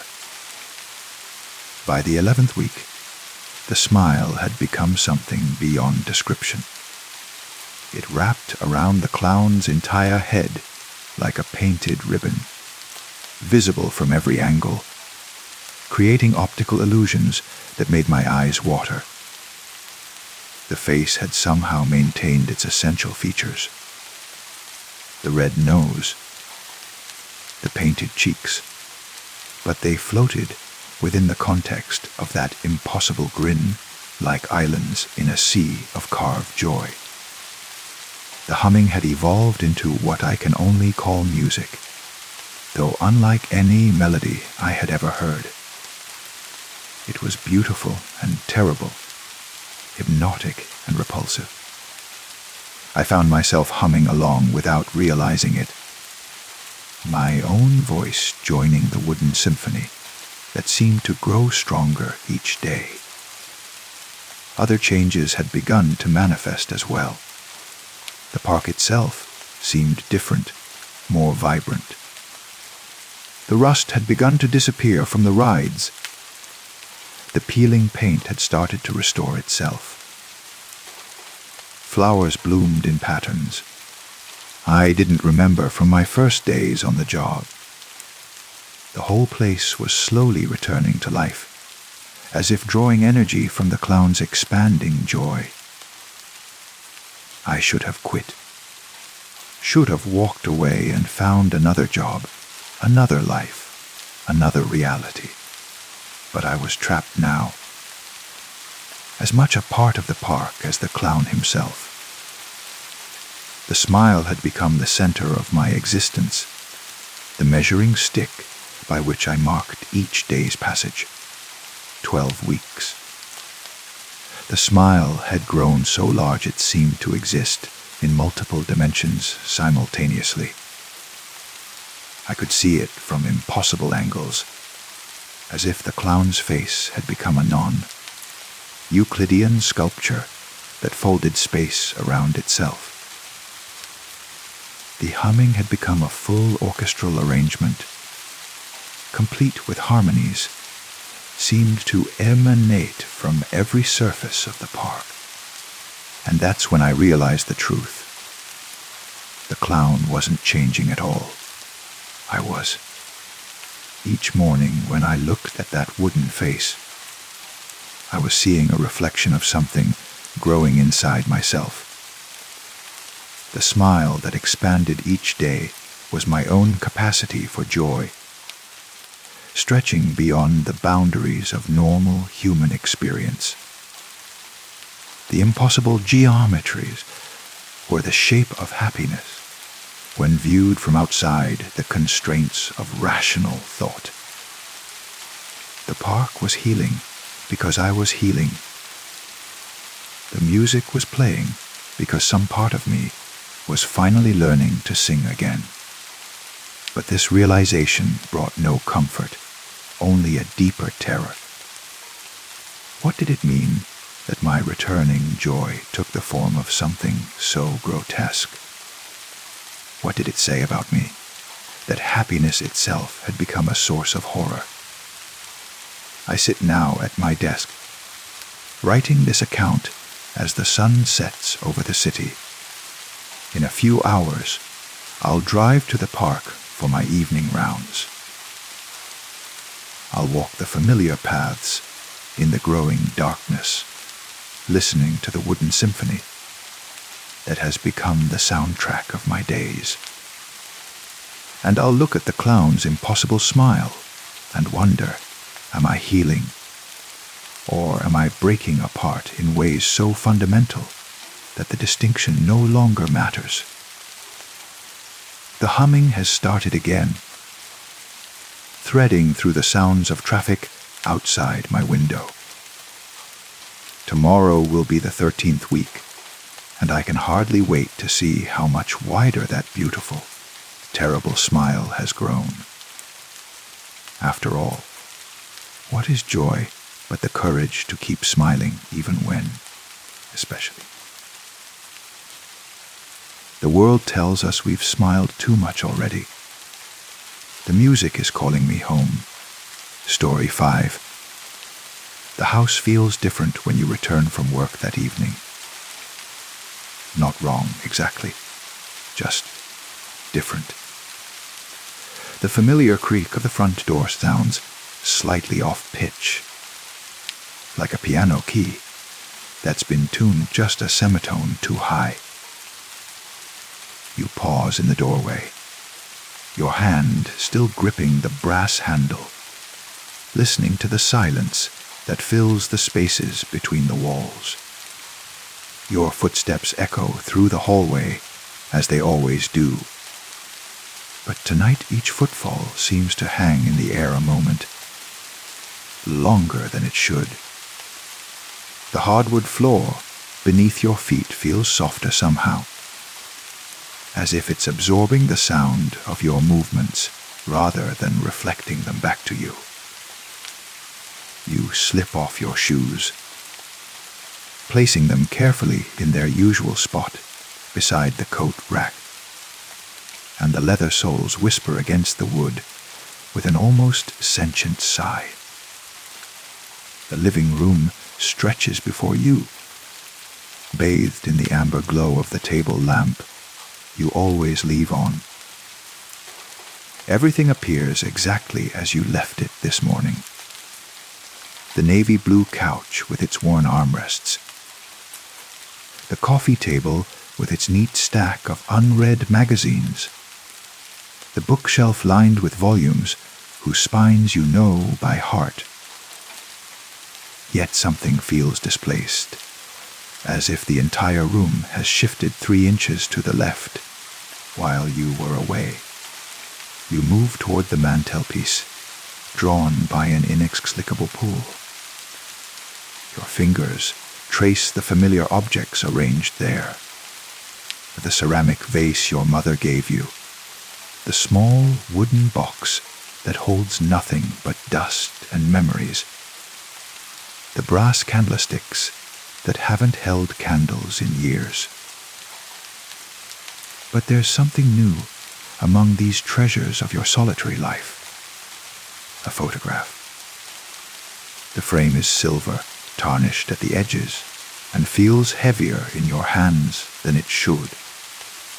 The metal is cool against your palms, but as you hold it, warmth begins to seep through your skin, as if the frame itself is alive and breathing.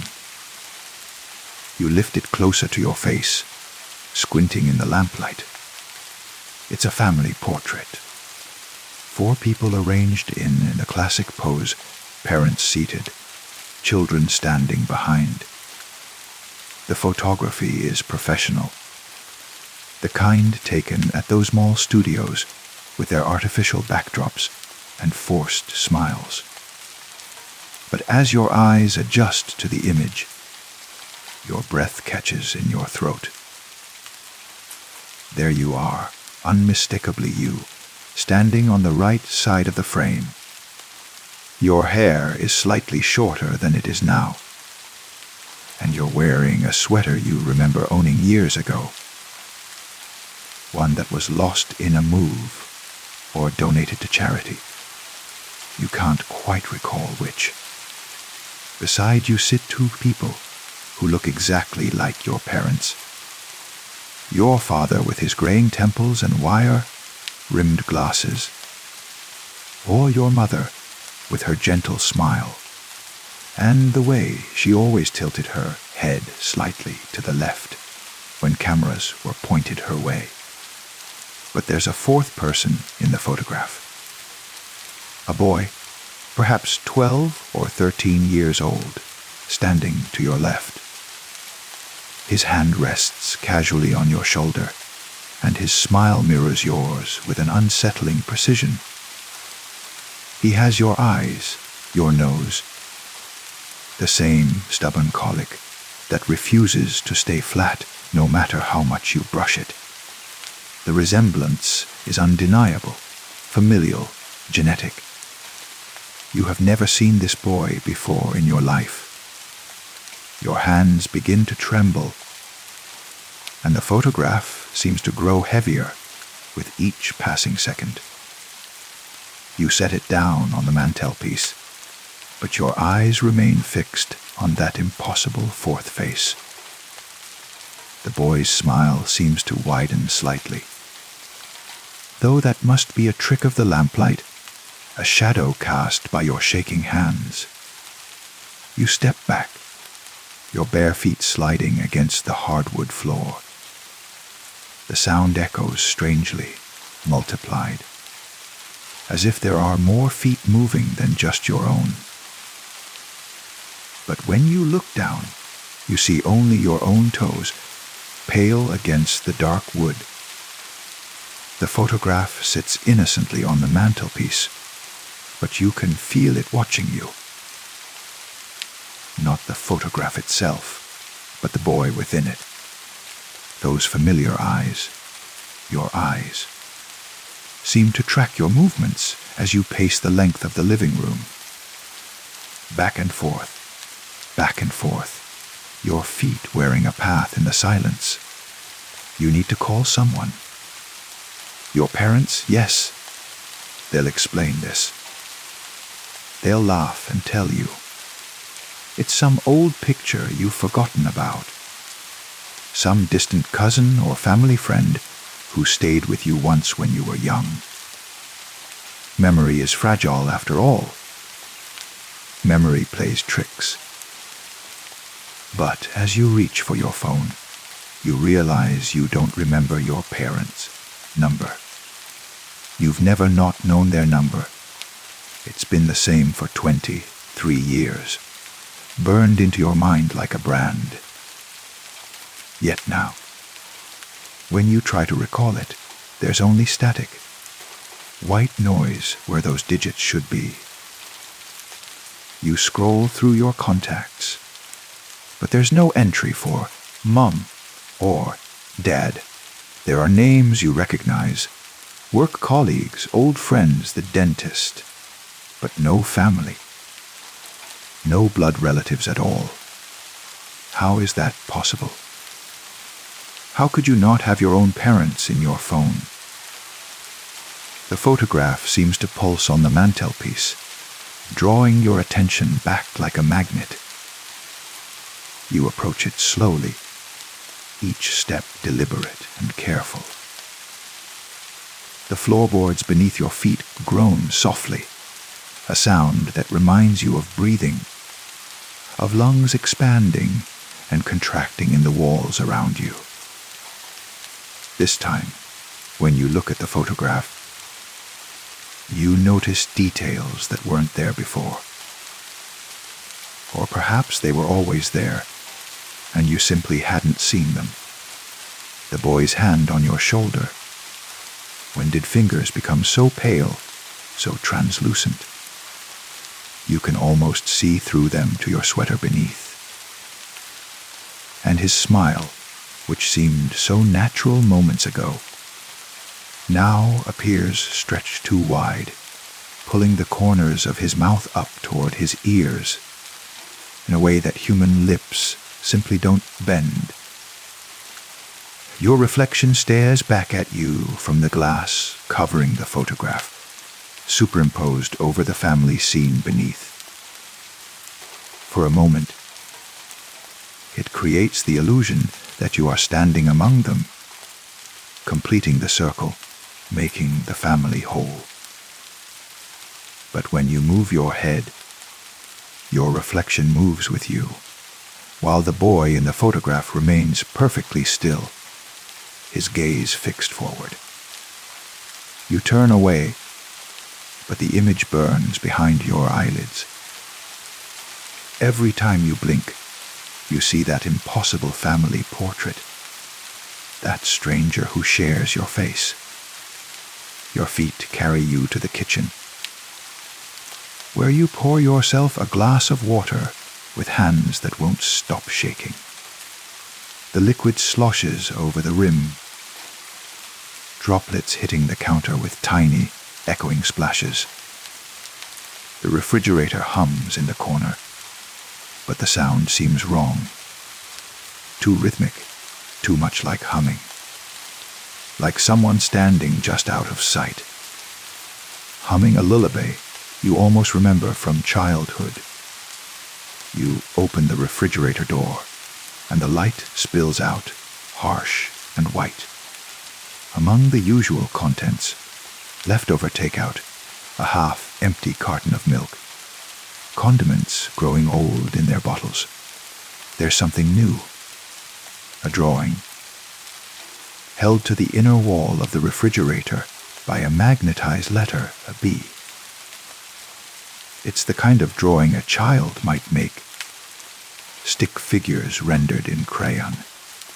A house with a triangle roof, and smoke curling from a rectangular chimney. 4 figures stand in front of the house, holding hands. The one on the far right has been labeled in careful, childish handwriting. Me. The one next to it, Big Brother. You don't remember having a little brother. You don't remember ever being a big brother to anyone. But as you stare at the drawing, fragments of memory begin to surface. A small hand tugging at your sleeve. A voice calling your name from down a hallway that exists nowhere in this house. The weight of responsibility, of always having to look out for someone smaller, younger, more vulnerable than yourself. These aren't your memories. They can't be. You've lived alone for as long as you can remember. You've always been an only child, solitary by nature and by circumstance. Your parents visit occasionally, don't they? They call on birthdays and holidays, don't they? But when you try to picture their faces, you see only the faces from the photograph. When you try to remember their voices, you hear only silence. The drawing flutters slightly in the refrigerator's artificial breeze, and for a moment the stick figures seem to move. The one labeled Big Brother appears to wave at you, its crayon arm shifting up and down in a cheerful greeting. But that's impossible. Drawings don't move. Children's art doesn't come to life, unless it was never just a drawing at all. You close the refrigerator door and lean against it, pressing your back to its cool surface. The humming continues, but now you can identify its source. It's coming from upstairs, from the direction of your bedroom, where no one else should be, where no one else has ever been. Your feet find the stairs without conscious direction. Each step upward brings the humming into sharper focus.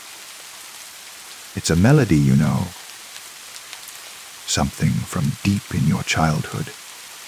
But every time you think you're about to identify it, the tune shifts slightly, becoming something else entirely. The hallway at the top of the stairs stretches longer than it should. The walls seem to breathe around you, expanding and contracting with a rhythm that matches your heartbeat. Your bedroom door stands ajar, spilling yellow light into the dimness. Light from a lamp you don't remember turning on. You push the door open slowly, and the humming stops. The room is exactly as you left it, but somehow entirely different. Your bed, with its rumpled sheets and indented pillow. Your dresser, with its collection of forgotten change and old receipts. Your closet, door slightly open, revealing the familiar jumble of hanging clothes. But there's a second bed now, smaller than yours, pushed against the opposite wall. The sheets are turned down, as if someone has just climbed out of them, and the pillow still bears the impression of a head. Children's books sit stacked on a nightstand that wasn't there this morning. titles you remember loving, stories you haven't thought about in years. Where did these things come from? How did they get here? And more importantly, who has been sleeping in that bed? You approach it cautiously, your bare feet silent on the carpet. The sheets are warm to the touch, as if they've recently held a sleeping body. The pillow smells of childhood, that particular mixture of innocence and dreams that you'd forgotten existed. As you lean closer, you notice something else. There are two sets of impressions in the pillow. Two heads have been resting here, side by side. A sound from behind you makes you turn. Your own bed, which was empty moments ago, now shows signs of recent occupation.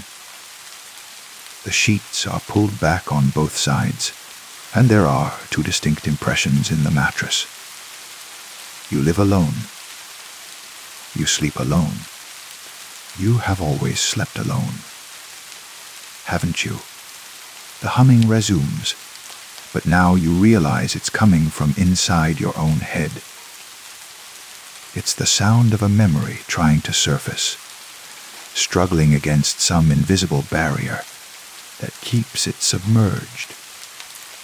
You close your eyes and let the melody wash over you, and slowly, images begin to form.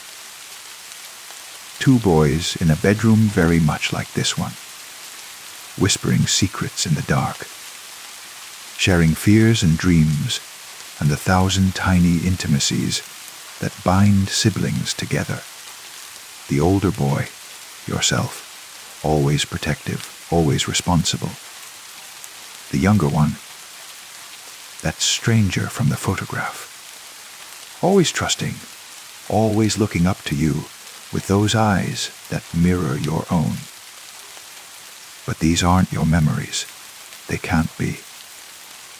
You would remember having a brother.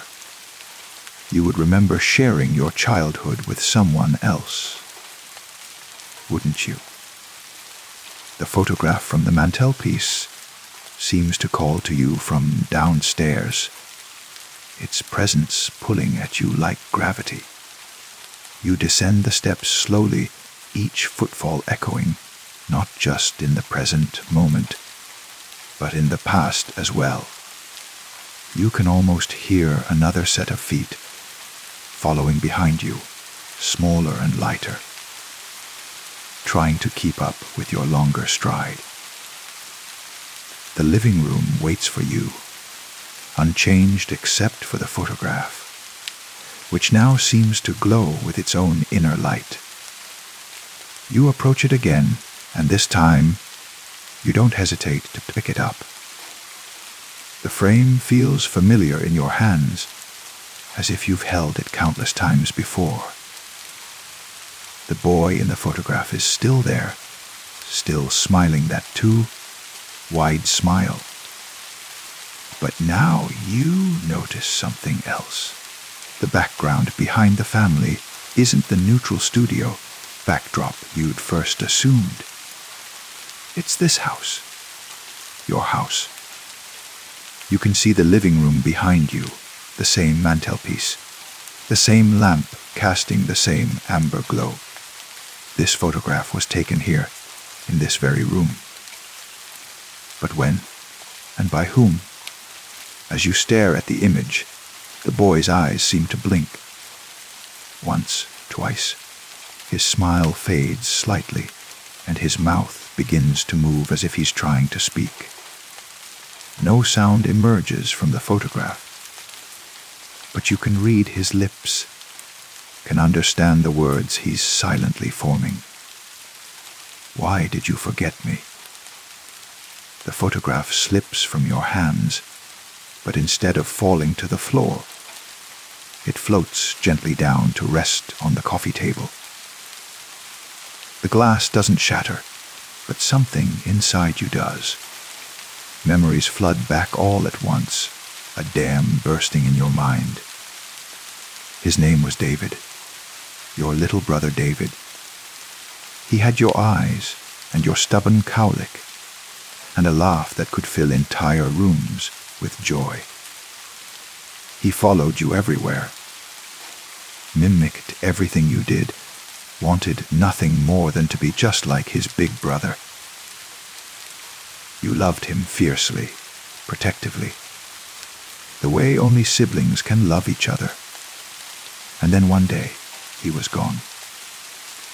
Not dead. You would have remembered that. Not moved away. Your parents never left this house. Just gone. Erased, as if he had never existed at all. His bedroom became storage space. His clothes disappeared from the laundry. His place at the dinner table vanished, and with it, all memory of why there had ever been 4 chairs instead of 3. But he had existed. The photograph proves it. The drawing on the refrigerator proves it. The second bed in your room proves it. Somewhere in the spaces between memory and forgetting, David had been real, is still real. The humming begins again, but now you know what it is. It's the lullaby you used to sing to him when thunderstorms frightened him awake. The melody your mother hummed while she tucked you both into bed. The song that connected all of you, that made you a family.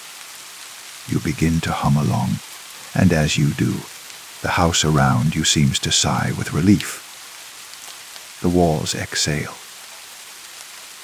The floorboards settle into their proper positions, and everything shifts back into place. Not the place you thought you remembered, but the place it should have been all along. The photograph on the coffee table shows 4 people who love each other. The kitchen refrigerator displays artwork from a child who adores his big brother. The bedroom upstairs holds 2 beds, side by side, for 2 brothers who sometimes still need the comfort of knowing they're not alone in the dark. But where is David now? The beds suggest he was here recently, but the house feels empty except for you. You call his name softly, then louder. The sound echoes through the rooms, bouncing off walls that remember his presence, even when you couldn't.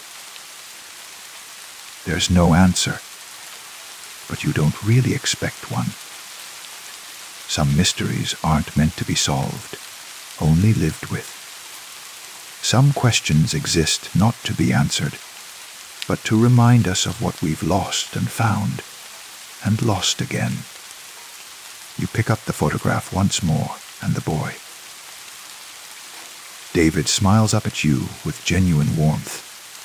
His eyes hold no accusation, no anger at being forgotten. Only love, patient and eternal and forgiving. The kind of love that exists between brothers, that survives even the most complete erasure of memory. The night is growing late, and exhaustion weighs heavy on your shoulders. You carry the photograph upstairs with you, placing it carefully on the nightstand between the 2 beds. Tomorrow, you might wake up and find only 1 bed again. You might forget David's name, forget the sound of his laughter, forget that you were ever anything other than alone. But tonight, you remember. Tonight, the house holds space for both of you. Tonight, you are not solitary, but part of something larger, something that transcends the fragile boundaries of memory and time. As you settle into your bed, you can almost feel the weight of another body on the mattress beside you. Almost hear the soft rhythm of breathing that isn't quite your own. The darkness holds no fear, only the gentle presence of love that refuses to be completely forgotten. You close your eyes and begin to hum that old lullaby. And somewhere in the spaces between sleep and waking, between memory and dream, you hear another voice join yours in perfect harmony. Story 6. The GPS guides me off the interstate and onto a smaller highway that winds through rolling countryside dotted with farms and forests. I'm 3 hours behind schedule, having taken a wrong turn somewhere outside the city, and my patience is wearing thin. The rental car's air conditioning hums steadily, fighting against the afternoon heat that shimmers off the asphalt ahead. When I crest a hill, the town appears suddenly before me like something from a postcard. Millbrook, according to the weathered sign at its outskirts. Population 8047. The number seems optimistic for such a small place, but it has a charm that makes me slow down to admire it properly. Victorian houses line streets, shaded by ancient oak trees, their leaves rustling in a breeze I can't feel through the car's closed windows. A white church steeple rises above the rooftops, and I can see what looks like a quaint main street with old-fashioned storefronts. It's exactly the kind of place that appears in coffee table books about small town America. The kind of community where neighbors know each other's names and children ride bicycles down sidewalks without a care in the world. The sight of it eases some of the tension in my shoulders. Perhaps being lost isn't such a bad thing if it leads to discoveries like this. I decide to drive through the town before getting back on track to my destination. It will only take a few minutes, and I've always been curious about places like this.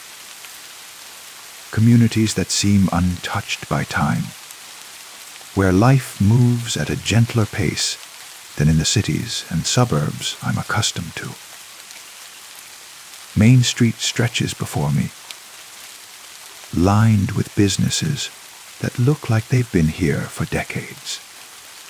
A hardware store with paint cans and garden tools displayed in its front window. A diner with red vinyl booths visible through plate glass. A barber shop with its traditional striped pole, spinning lazily in the afternoon sun. Everything appears well maintained and prosperous, as if the economic troubles that have affected so many small towns have somehow passed this place by. But something feels off, though I can't immediately identify what it is. I drive slowly, taking in the details, the flower boxes beneath shop windows, the American flag hanging from the front porch of a white colonial house, the carefully tended gardens visible behind picket fences. It's all perfectly picturesque, almost too perfect, like a movie set designed to represent the ideal of small town life. I pull into a parking space in front of the diner and shut off the engine. The sudden silence feels heavy after hours of highway noise and air conditioning.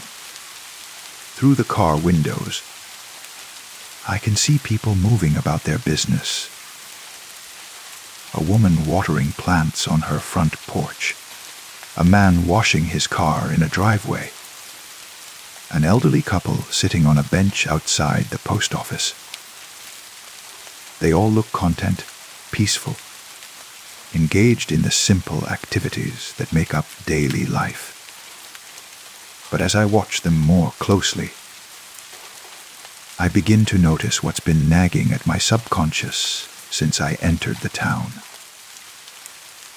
There are no children anywhere. Not on the sidewalks, not in the yards, not visible through the windows of the houses I can see. The playgrounds I passed on my way down Main Street.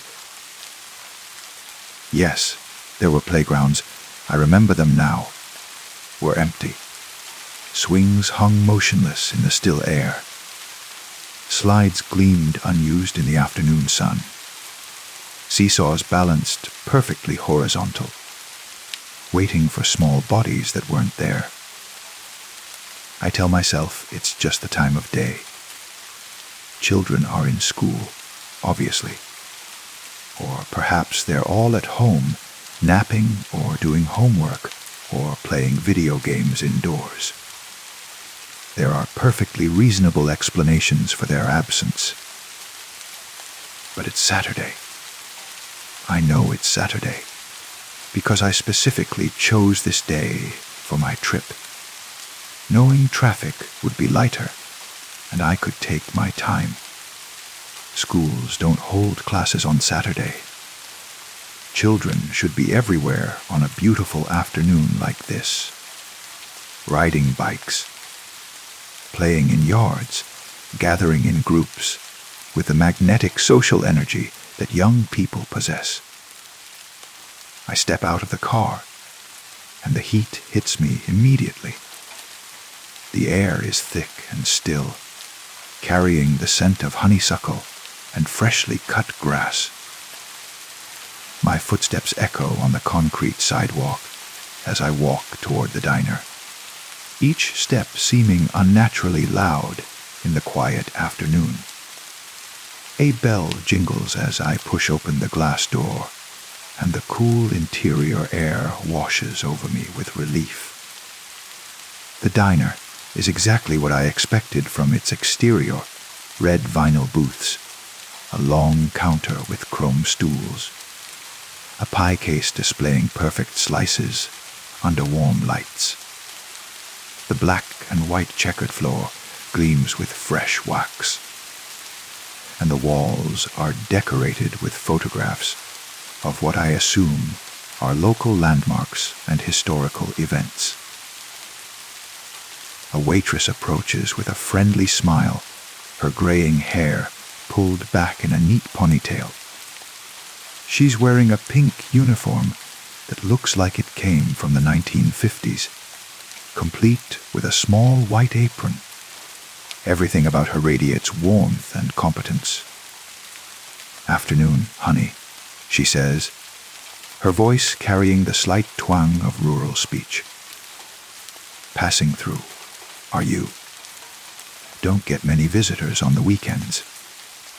"Just taking a scenic route," I reply, sliding into a booth by the window. "This is a beautiful town you have here." "Oh, we think so." Her smile widens with obvious pride.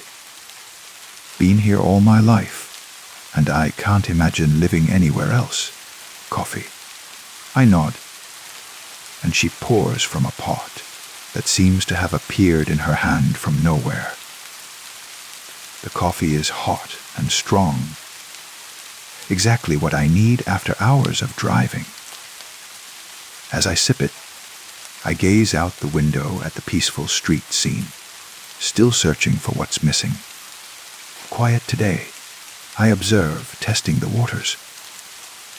"Always quiet on weekends," she replies, wiping down the already clean counter. "Folks like to stay close to home, spend time with family. I bet the kids love having the whole town as their playground." Something flickers across her face, so quickly I almost miss it. Her smile never wavers, but her eyes grow distant for just a moment before snapping back to focus on me. "Oh yes, the children.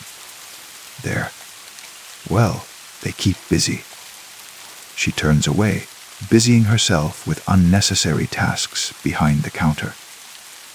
I decide to push a little further, I didn't see any at the playgrounds. Are they all at some kind of event today? The waitress, her namatag reads Dolores, stops wiping and turns back to me. This time, her smile looks forced, stretched too wide across her face. You know how it is with children, she says, her voice slightly higher than before. Always finding new places to play, new adventures to have. They're probably off somewhere we adults don't think to look. She pours me more coffee, though my cup is still nearly full. Her hands shake slightly, causing the liquid to splash against the sides of the ceramic mug. Will that be all for you, honey? We've got fresh pie if you're interested. I'm about to decline when the bell jingles again, and a man enters the diner. He's tall and lean, wearing work clothes stained with what looks like garden soil. His face is deeply tanned from outdoor work, and his calloused hands suggest a lifetime of manual labor. He nods to Dolores and takes a seat at the counter. Afternoon, Earl, she calls to him, her voice returning to its natural warmth. The usual. That'd be fine, Dolores. And maybe some of that apple pie, if you've got it. As she serves him, I listen to their easy conversation about the weather, the upcoming harvest, the repairs needed on the town's old water tower. It's the kind of comfortable dialogue between people who've known each other for decades, full of shared references and unspoken understanding. But neither of them mentions children. Not Earl's own kids, not grandchildren, not the activities of young people in the community. The conversation flows around the absence like water around a stone. Natural and unconscious, but somehow incomplete. I finish my coffee and approach the counter to pay. Earl glances up from his pie with friendly curiosity. Don't believe I've seen you before, he says, extending a dirt-stained hand. Earl Thompson. You picked a good day to visit our little town. Just driving through. I reply, shaking his hand. His grip is firm and warm. I was just telling Dolores how peaceful it seems here. Perfect place to raise kids. Earl's chewing slows, and he swallows carefully before responding. Oh well, you know, kids these days, they're different than when I was young. Always off somewhere, doing their own thing. I imagine so. How old are yours? The question hangs in the air like smoke.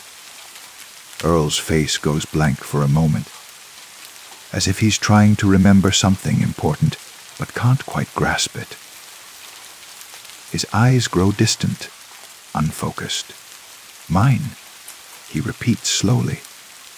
Well, that is to say, Dolores intervenes quickly, her voice bright and artificial.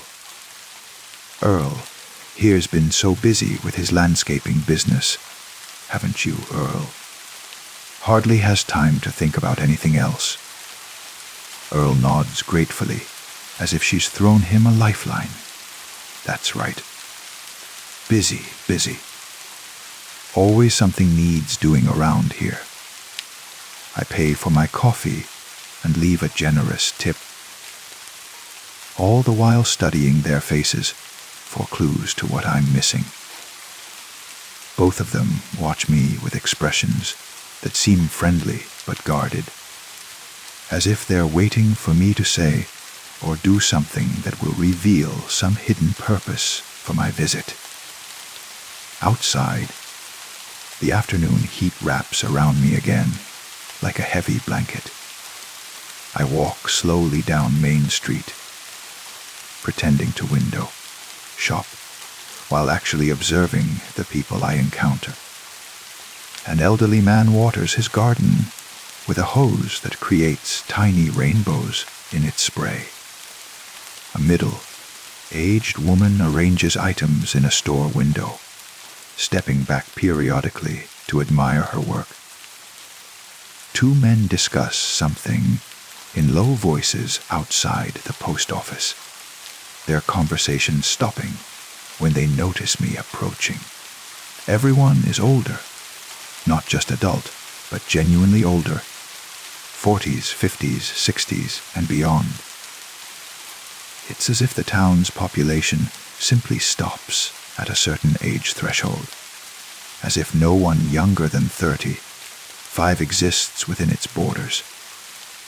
I pause in front of a toy store, its window display filled with dollhouses and model trains, stuffed animals and board games. The selection is extensive and high quality, the kind of merchandise that would appeal to children of various ages. But when I peer through the glass, trying to see inside the store, the interior appears dusty and dim. The toys in the window, while clean and well arranged, have a timeless quality that suggests they've been sitting there for a very long time. A small brass sign on the door reads, "By appointment only." What kind of toy store operates by appointment only? And why would a town without any visible children maintain such an elaborate toy shop? As I continue my walk, I begin to notice other details that don't quite fit. The elementary school I passed on my way into town. When I think back to driving by it, I remember seeing a playground and a flagpole, but no indication of current use. No cars in the parking lot.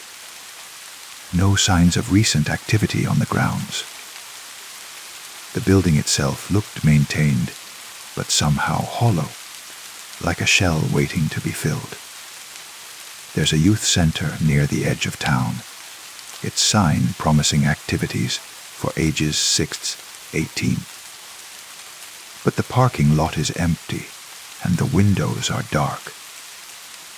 Even if activities weren't scheduled for today, there should be some sign of regular use. Wear on the steps, fingerprints on the glass doors. The accumulated evidence of young people gathering and dispersing and leaving their mark on a place. I find myself walking toward the residential streets, where the Victorian houses stand in well-tended rows beneath the shade of mature trees. Here, too, everything appears perfect. Lawns are neatly mowed, gardens are in full bloom, and porch swings move gently in the breeze. But the swings are all adult-sized. The gardens contain no trampled areas where children might have played. The driveways show no evidence of bicycles or skateboards or any of the recreational equipment that accumulates around houses where young people live. One house catches my attention. A yellow colonial with white trim and a wraparound porch. In the front yard stands a magnificent swing set, built from sturdy wood and rope with the care that suggests parental love and attention to safety. It's exactly the kind of swing set every child dreams of, with multiple swings, a slide, and even a small climbing wall. But the seats hang empty and still. The slide shows no wear marks from countless trips down its surface. The rope shows no fraying from eager hands. Everything looks new, unused, waiting. I approach the front porch. where an elderly woman sits in a rocking chair, knitting what appears to be a small sweater. She looks up as I approach, her face creasing into a smile of genuine warmth. Beautiful afternoon. I call out, stopping at the edge of her property. Isn't it just? She replies, her needles clicking in a steady rhythm. Perfect day for being outside. I gesture toward the swing set. Your grandchildren must love that. The clicking stops. The woman's hands freeze mid-stitch, and her smile falters for just a moment before returning, brighter than before. Oh, that old thing, she says with a laugh that sounds slightly strained. Well, you never know when children might come to visit, do you? Best to be prepared. Of course. How old are they? Your grandchildren. The woman stares at me for a long moment, her knitting forgotten in her lap. Her eyes have the same distant quality I saw in Earl's face at the diner, as if she's reaching for something that should be there but isn't. Children, they change so quickly, don't they? Hard to say exactly, Il. She trails off, and I realize she's not going to finish the sentence. Can't finish it, perhaps, because she doesn't know what she was going to say. The sweater you're knitting is lovely. I try, hoping to return the conversation to safer ground. She looks down at her hands, as if surprised to find them holding knitting needles. The small sweater is indeed lovely. Soft yellow wool with intricate cable patterns, sized for perhaps a 5-year-old child. Yes, well, one can never have too many sweaters, I suppose. But as I watch her resume knitting, I notice something odd. The sweater never seems to grow larger. Her needles move in the familiar rhythm of knitting, but the garment remains exactly the same size it was when I first saw it. It's as if she's knitting without actually adding any rows, going through the motions without producing any results. I excuse myself and continue walking, but my mind keeps returning to that image, an elderly woman knitting a child's sweater that never grows, in the yard of a house with a swing set that's never been used, in a town where no children can be found. The shadows are growing longer now, and I realize I should be getting back on the road. I have a dinner reservation several hours away, and if I leave now, I can still make it on time. But something keeps me walking through these residential streets, past house after house that tells the same story of absent children and adults who seem confused by questions about them. I turn a corner and find myself facing a small park. It's beautifully maintained, with walking paths winding between flower beds and shade trees. In the center sits a playground than the ones I saw earlier. Multiple play structures connected by bridges and slides. Spring-mounted animals for toddlers to ride. A merry-go-round painted in bright primary colors. But like everything else related to children in this town, it stands completely empty. I sit on a bench facing the playground and try to make sense of what I'm experiencing. Perhaps there's a simple explanation. Maybe there's some local event I don't know about that's taken all the children elsewhere for the day. Maybe they're all at a county fair, or a school trip, or some kind of community gathering. But even that doesn't explain the behavior of the adults I've spoken with. Their confusion when asked about children seems genuine, as if the concept itself is somehow foreign to them. Not painful, like parents who have lost children might react, but bewildered. As if I'm asking about something that doesn't quite compute in their understanding of the world. A jogger approaches along one of the park's paths. A woman in her 40s, wearing athletic gear and wireless headphones. She's maintaining a steady pace, clearly in good shape, but she slows as she sees me sitting alone in the park. "Lovely evening," she says, pulling out one earbud and jogging in place to keep her heart rate up. Very peaceful, I agree. This is a wonderful park. I bet it gets a lot of use. Oh, yes, all the time. People come here to walk their dogs, read books, have picnics. Very popular spot. And the playground. She follows my gaze to the elaborate play equipment, and that same distant expression crosses her face that I've seen on every adult I've spoken with today. The playground, she repeats slowly, as if hearing the word for the first time. For children, I clarify. Kids to play on. Children. She puts her earbud back in with unnecessary deliberation. Well, I should finish my run. Getting dark soon. She resumes jogging, but I notice she takes a path that curves away from the playground, as if avoiding looking at it directly. The sun is indeed getting lower, casting longer shadows across the park. I should leave now, get back to my car, and return to the highway. But I find myself walking toward the playground instead, drawn by a compulsion I can't quite name. Up close, the equipment is even more impressive.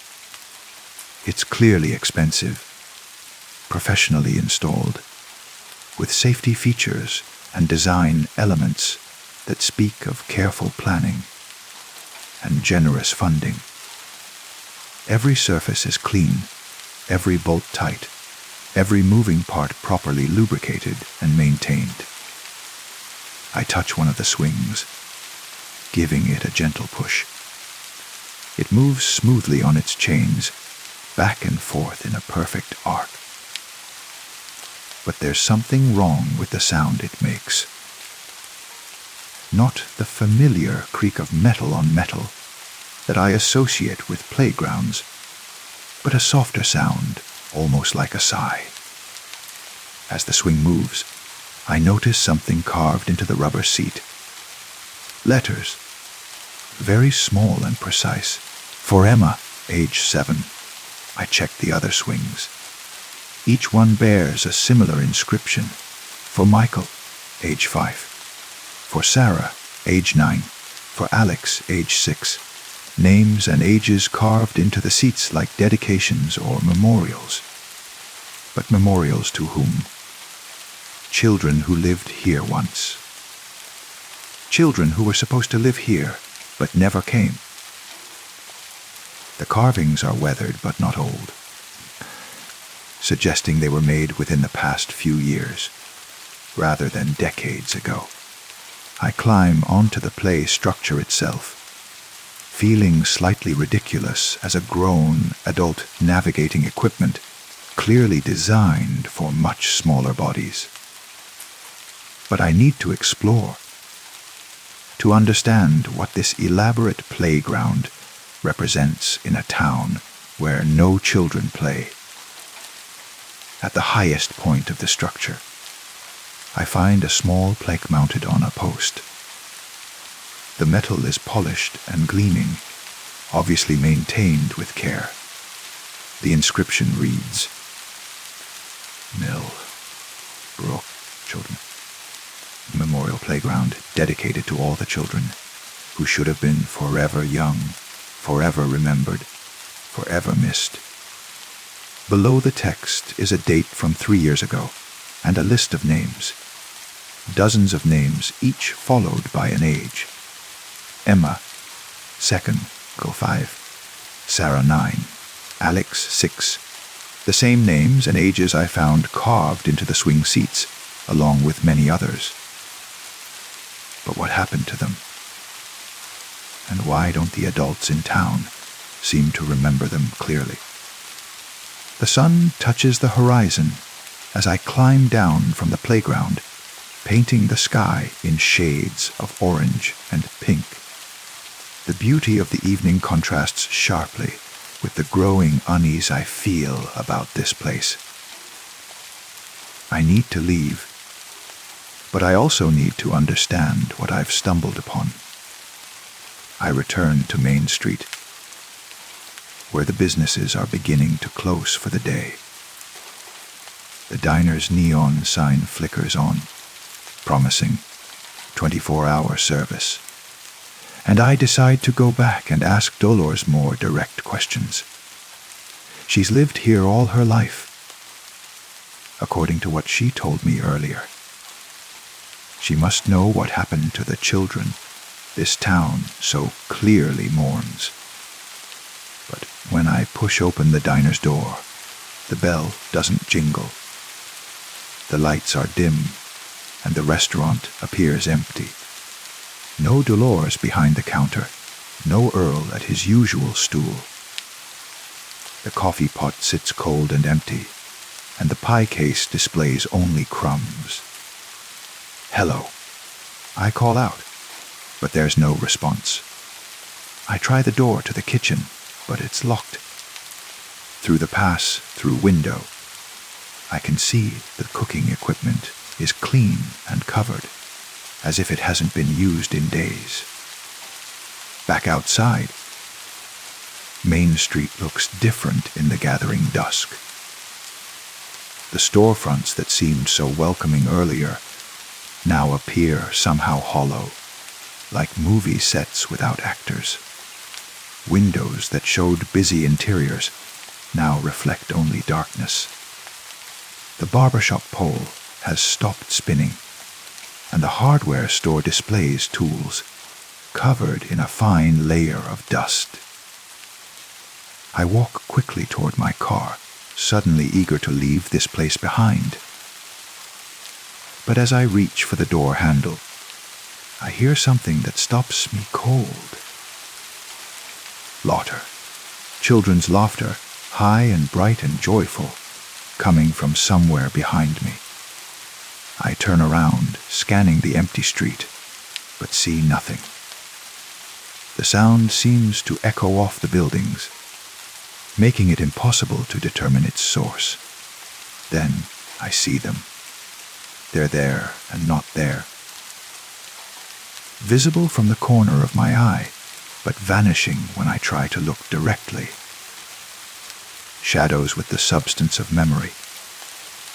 Shapes that might be children playing in the street, running between parked cars, chasing each other with the boundless energy of youth. Emma, age 7, with pigtails that bounce as she runs. Michael, age 5, riding a tricycle that makes no sound on the asphalt. Sarah, age 9, jumping rope with a rhythm I can almost hear. Alex, age 6, throwing a ball to a friend whose name I don't know but somehow recognize. They play in the spaces between what is and what was, between memory and forgetting, between the world of the living and whatever lies beyond. And as I watch them, or think I watch them, I understand what happened to Millbrook. The children are still here. They never left. They're playing eternal games in streets where they should have grown up, attending schools where they should have learned, living lives that should have continued, but somehow stopped 3 years ago, on the date I saw carved into that memorial plaque. And the adults, their parents, their grandparents, their teachers and neighbors, exist in a state of protected forgetting. They know something is missing, but they can't quite remember what. They maintain playgrounds and toy stores and swing sets without understanding why. They knit sweaters for children they can't quite recall. Prepare for visits that will never come. Live in a community that exists as much in the past as the present. The laughter fades as the last light disappears from the sky, and the shadows resolve back into ordinary darkness. I get into my car with hands that shake slightly as I turn the key. The engine starts immediately, eager to carry me away from this place where time has folded in on itself, where tragedy has been transformed into something almost beautiful but deeply, fundamentally wrong. As I drive toward the edge of town, I pass the sign that welcomed me just hours earlier. But now I can see what I missed before. The paint on the population number has been changed. Not recently, but not long ago either. Someone has painted over the original numbers and replaced them with smaller ones. Population 847 now reads population 0, but crossed out beneath in fading letters, I can just make out the original number, population 203. The difference is 356. Exactly the number of names I might find if I went back to that playground and counted every inscription, every dedication, every small memorial to children who should have grown up but didn't. I drive through the night toward my original destination, leaving Millbrook behind me but carrying its impossible sadness forward. In my rearview mirror, I can see lights beginning to twinkle in windows throughout the town, warm and welcoming and utterly vacant. Somewhere behind me, children who will never age continue their eternal games in streets that remember their footsteps, while adults who love them but can't quite recall their faces maintain a community built around an absence that has become a presence, a forgetting that has become its own kind of memory.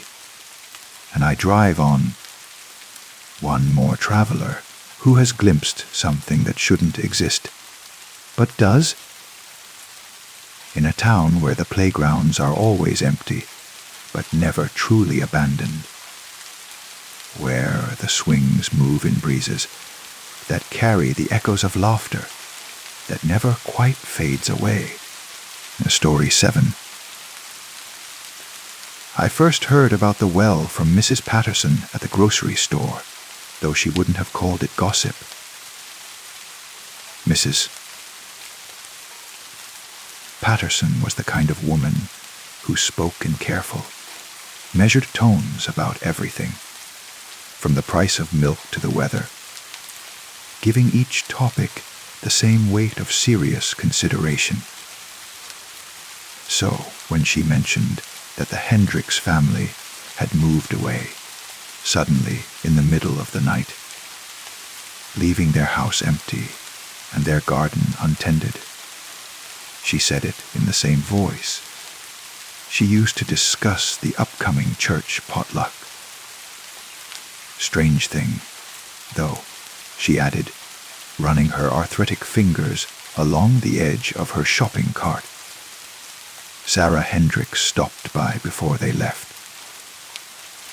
Asked me to look after their cat while they were getting settled, wherever they were going.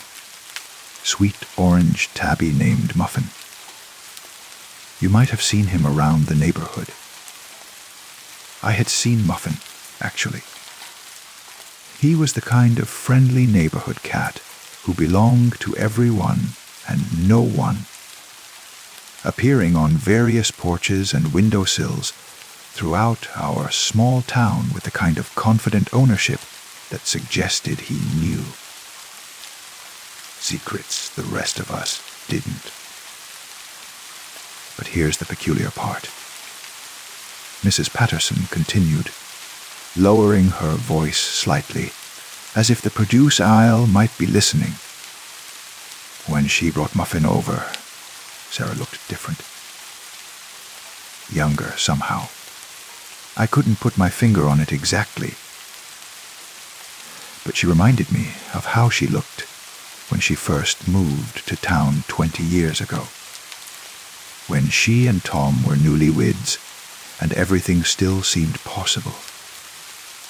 Mrs. Patterson shook her head, clearly troubled by something she couldn't quite articulate.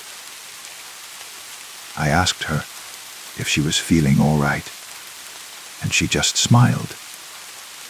The brightest smile I'd ever seen from her, and said she'd never felt better. Said she'd finally figured out what was most important in life. I thought about that conversation for days afterward, though I couldn't say why. There was something about the way Mrs. Patterson had described Sarah's transformation that lingered in my mind like an unfinished song, familiar but incomplete. I found myself taking longer routes through town, unconsciously looking for signs of what might have changed the Hendricks family so dramatically that they had abandoned their entire life in the space of a single night. It was during one of these wandering walks that I discovered the well. I'd been following a path that started behind the old Lutheran church and wound its way through a grove of oak trees that most people in town seemed to forget existed. The path wasn't marked or maintained, but it was clearly well used, worn smooth by the passage of many feet over many years. I'd lived in this town for 15 years and had never noticed it before, which struck me as odd given how thoroughly I thought I knew every street and alley and hidden corner. The well sat in a small clearing, about half a mile from the church, constructed of gray stone that looked far older than anything else in our relatively young town. It was circular, maybe 4 feet across, with a low wall around the edge that was just the right height for sitting.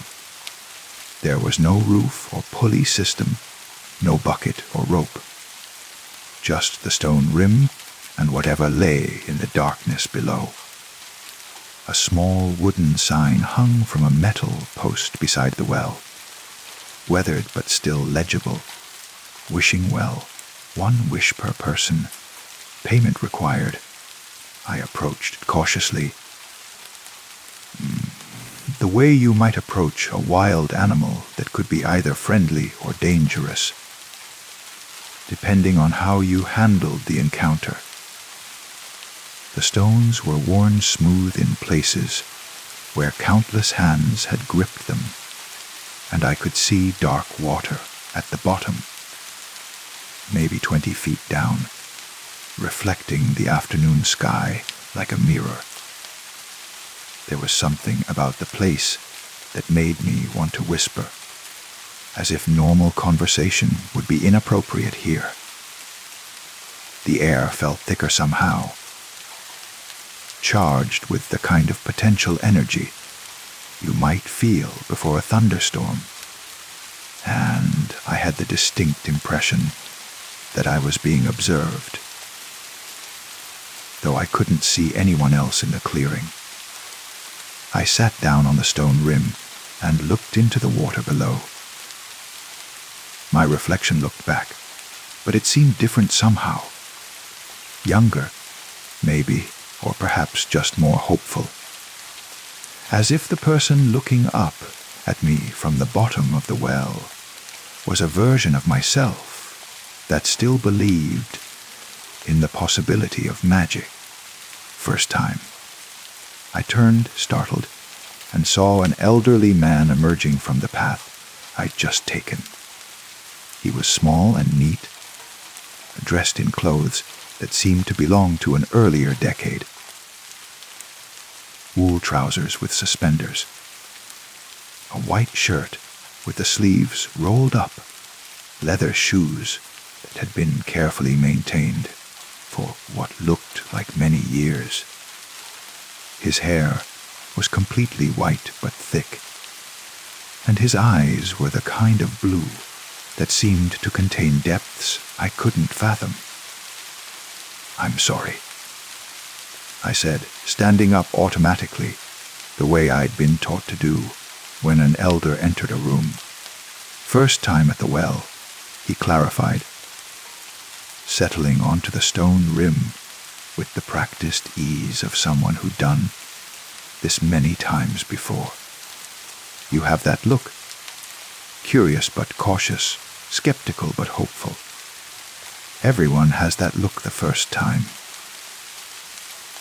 Gestured for me to sit back down, and I found myself complying without really deciding to. There was something about his presence that felt both comforting and slightly dangerous, like sitting next to a fire that could warm you or burn you depending on how close you got. "Does it actually work?" I asked, gesturing toward the sign with its promise of wishes granted. The old man smiled, and I noticed that his teeth were very white, very straight, and looked far too young for his face. "Depends what you mean by work. The well gives you exactly what you wish for, exactly the way you wish for it. Whether that's what you actually want, well, that's a different question entirely." He reached into his pocket and pulled out a coin, an old silver dollar that caught the afternoon light and threw it back in prismatic sparkles. "The payment isn't money, you understand. The well doesn't care about currency. The payment is memory. Memory. Your most precious memory. The one that, if you lost it, would change who you are in some fundamental way. The well takes that from you and gives you your wish in return." He tossed the coin up and caught it, the motion casual but somehow significant. "It's quite a bargain, really. Assuming you're certain about what you want and what you're willing to lose to get it." I thought about my most precious memory, tried to identify which single moment from my past I valued above all others. There were several candidates. My wedding day, the birth of my daughter, the afternoon my father taught me to ride a bicycle, while my mother watched from the porch, laughing at our combined determination and incompetence. But even as I considered these memories, I realized I couldn't imagine willingly giving any of them up, no matter what I might receive in return. They were the foundation stones of who I was, the experiences that had shaped my understanding of love and loss and the particular way I moved through the world. "What did you wish for?" I asked the old man. His smile faded slightly, and for a moment he looked confused, as if he were trying to remember something that kept slipping away from him. Not entirely sure. Something important, obviously, or I wouldn't have been willing to pay the price. But the specific details. He shrugged, the gesture containing a sadness that seemed to go very deep. That's the thing about trading away memories. You get what you wished for, but you lose the context that made the wish meaningful in the first place. He stood up, brushing invisible dust from his trousers, and I had the impression that our conversation was coming to an end, though I hadn't learned nearly enough to satisfy my curiosity. If you can't remember what you wished for, how do you know you got it? The old man paused, considering the question with the seriousness it deserved. I suppose I don't. Really. But I must have gotten something significant, or I wouldn't still be here, would I? Still be coming back to the well. Still be helping first. Timers understand what they're considering. He started walking toward the path, then stopped and turned back to face me. A word of advice: if you decide to make a wish, be very specific about what you want. But more importantly, be very specific about what you're willing to lose. The well is quite literal in its interpretations, and memory is more complex than most people realize. You might think you're trading away a single moment, but memories are connected to each other in ways you can't predict. Pull one thread, and you might unravel more than you intended. After he left, I sat by the well for another hour, watching the light change as afternoon moved toward evening. I tried to imagine what I might wish for that would be worth trading away my most precious memory. More money, better health, a different career, a different life entirely. But the more I thought about it, the more I realized that everything I might want was somehow connected to the memories I'd be giving up. What would be the point of wishing for more time with my family if I couldn't remember why that time was precious in the first place? What good would perfect health do me if I lost the memory of what it felt like to be grateful for each pain-free day? I walked home as the sun was setting, but I couldn't stop thinking about the well, about the old man's advice, about the strange sadness in his eyes when he'd tried to remember what he'd wished for. That night, I found myself looking through old photo albums, studying pictures from my wedding, from my daughter's childhood, from family vacations and holiday celebrations and ordinary Tuesday, evenings that had somehow become extraordinary in memory. Each photograph felt like a small treasure, a tangible reminder of moments that existed nowhere else except in my mind. The idea of choosing one of these memories to trade away felt not just difficult, but somehow sacrilegious, like being asked to choose which of your children you loved least. But over the following days, I kept returning to the well, not to make a wish. I wasn't ready for that. Might never be ready for that. But to sit in the clearing and think about the nature of desire and sacrifice, about what we want versus what we need, about the relationship between memory and identity. I began to notice other visitors. They came at different times of day, alone and apparently by accident.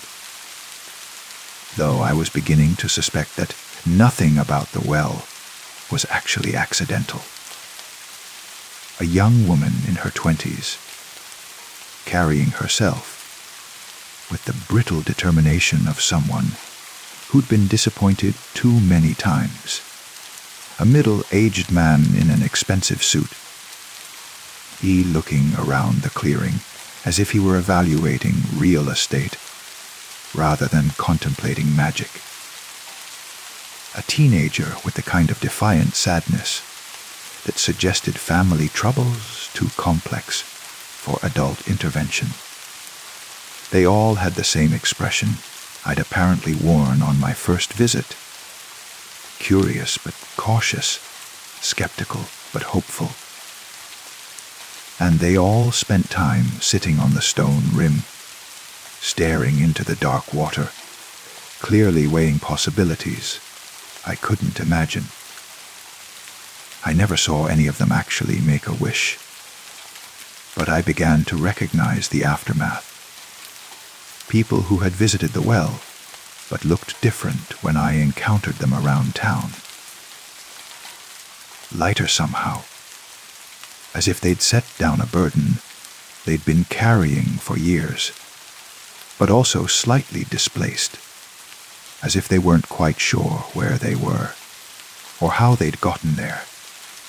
Mrs. E. Patterson mentioned more families leaving town suddenly. The Kowalskis, who'd been trying to have a baby for 8 years. The Williams, whose son had been struggling with addiction. The elderly Thompsons, who'd been married for 50 years, but had seemed increasingly distant and unhappy in recent months. "It's the strangest thing," she said, cornering me again in the grocery store.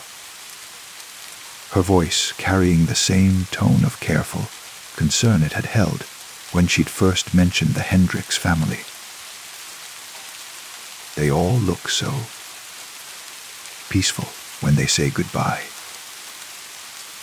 like they've finally found something they'd been looking for their whole lives. But they also seem confused, like they can't quite remember why they're leaving or what they're hoping to find somewhere else. I wanted to tell her about the well, about the choice it offered between memory and desire, about the old man who could no longer remember what he'd wished for, but knew it must have been important. But something held me back.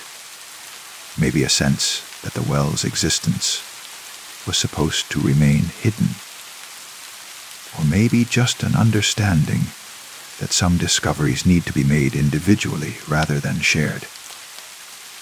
Instead, I found myself visiting the clearing more frequently, drawn by a curiosity that was slowly transforming into something more like obsession. I began to understand why the path was so well worn despite being unmarked. The well called to people somehow. Not obviously, not in any way that could be dismissed as supernatural nonsense, but with a subtle persistence that made you think about it at unexpected moments, made you find reasons to walk in directions that would take you past the old Lutheran church and the grove of oak trees beyond. One evening in late October, I arrived at the well to find the young woman I'd seen before sitting on the stone rim, holding what looked like a photograph in her hands. She was crying quietly, the kind of tears that come from exhaustion rather than an acute grief, and she looked up when she heard my footsteps on the path. "I'm sorry," she said, quickly wiping her eyes with the back of her hand. "I didn't think anyone else would be here." "It's all right," I said, though I wasn't sure it was. Something about her presence felt different from the casual encounters I'd had with other visitors. More urgent, more final. I can come back later. No, please. She gestured to the space beside her on the stone rim. I could use the company, actually. I've been trying to work up the courage to do this for weeks. I sat down carefully, maintaining enough distance to give her privacy, while being close enough to offer support, if she needed it. The photograph in her hands was old, creased from handling, showing a little girl with bright red hair and a gap-toothed smile, sitting on a swing in what looked like a backyard somewhere far from here. "My sister," she said, noticing my glance. "Emma. She died when I was 12 and she was 8. Car accident. My fault. I was supposed to be watching her, but I was on the phone with a boy from school instead of paying attention to where she was playing." She held the photograph more carefully, as if it might dissolve in her hands. "For the past 15 years, I've been carrying this guilt around like a stone in my chest. I can barely function some days. I've lost jobs, relationships, entire years of my life to the weight of what I did to her. And you want to wish her back to life?" I said, understanding immediately what she was considering. She shook her head. "I know that's impossible. Even magic has limits, right? But I want to wish away the guilt. I want to trade the memory of that day, the memory of my responsibility for what happened, for the ability to live without this constant weight." I thought about what the old man had told me about memories being connected in ways we couldn't predict, about pulling one thread and unraveling more than intended. What if losing that memory also means losing other memories of your sister? What if the guilt is tangled up with love in ways you can't separate? She was quiet for a long time, still staring at the photograph, still crying those exhausted tears. "Finally," she said, "I've thought about that. I've thought about little else for weeks. But the truth is, I can barely remember the good times with Emma anymore. The guilt is so loud that it drowns out everything else. Maybe if I give up the memory of that one terrible day, I'll be able to remember all the good days clearly again." It was a reasonable argument, the kind of calculated risk that might actually work. But something about it felt wrong to me, felt like giving up the very thing that connected her most deeply to her sister's memory, even if that connection was painful. "What do you think she would want you to do?" I asked. The young woman looked up at me sharply, as if I'd asked exactly the question she'd been avoiding. "That's not fair." "I know. But what do you think she would want?" Vashi was quiet, so long that I began to think she wasn't going to answer. The sun was setting behind the trees, casting long shadows across the clearing, and I could hear the sound of night insects beginning their evening chorus. Finally, she stood up and walked to the edge of the well, looking down into the dark water below. Her reflection looked back, wavering slightly with the movement of the water, and I had the strange impression that there were two faces looking up at her.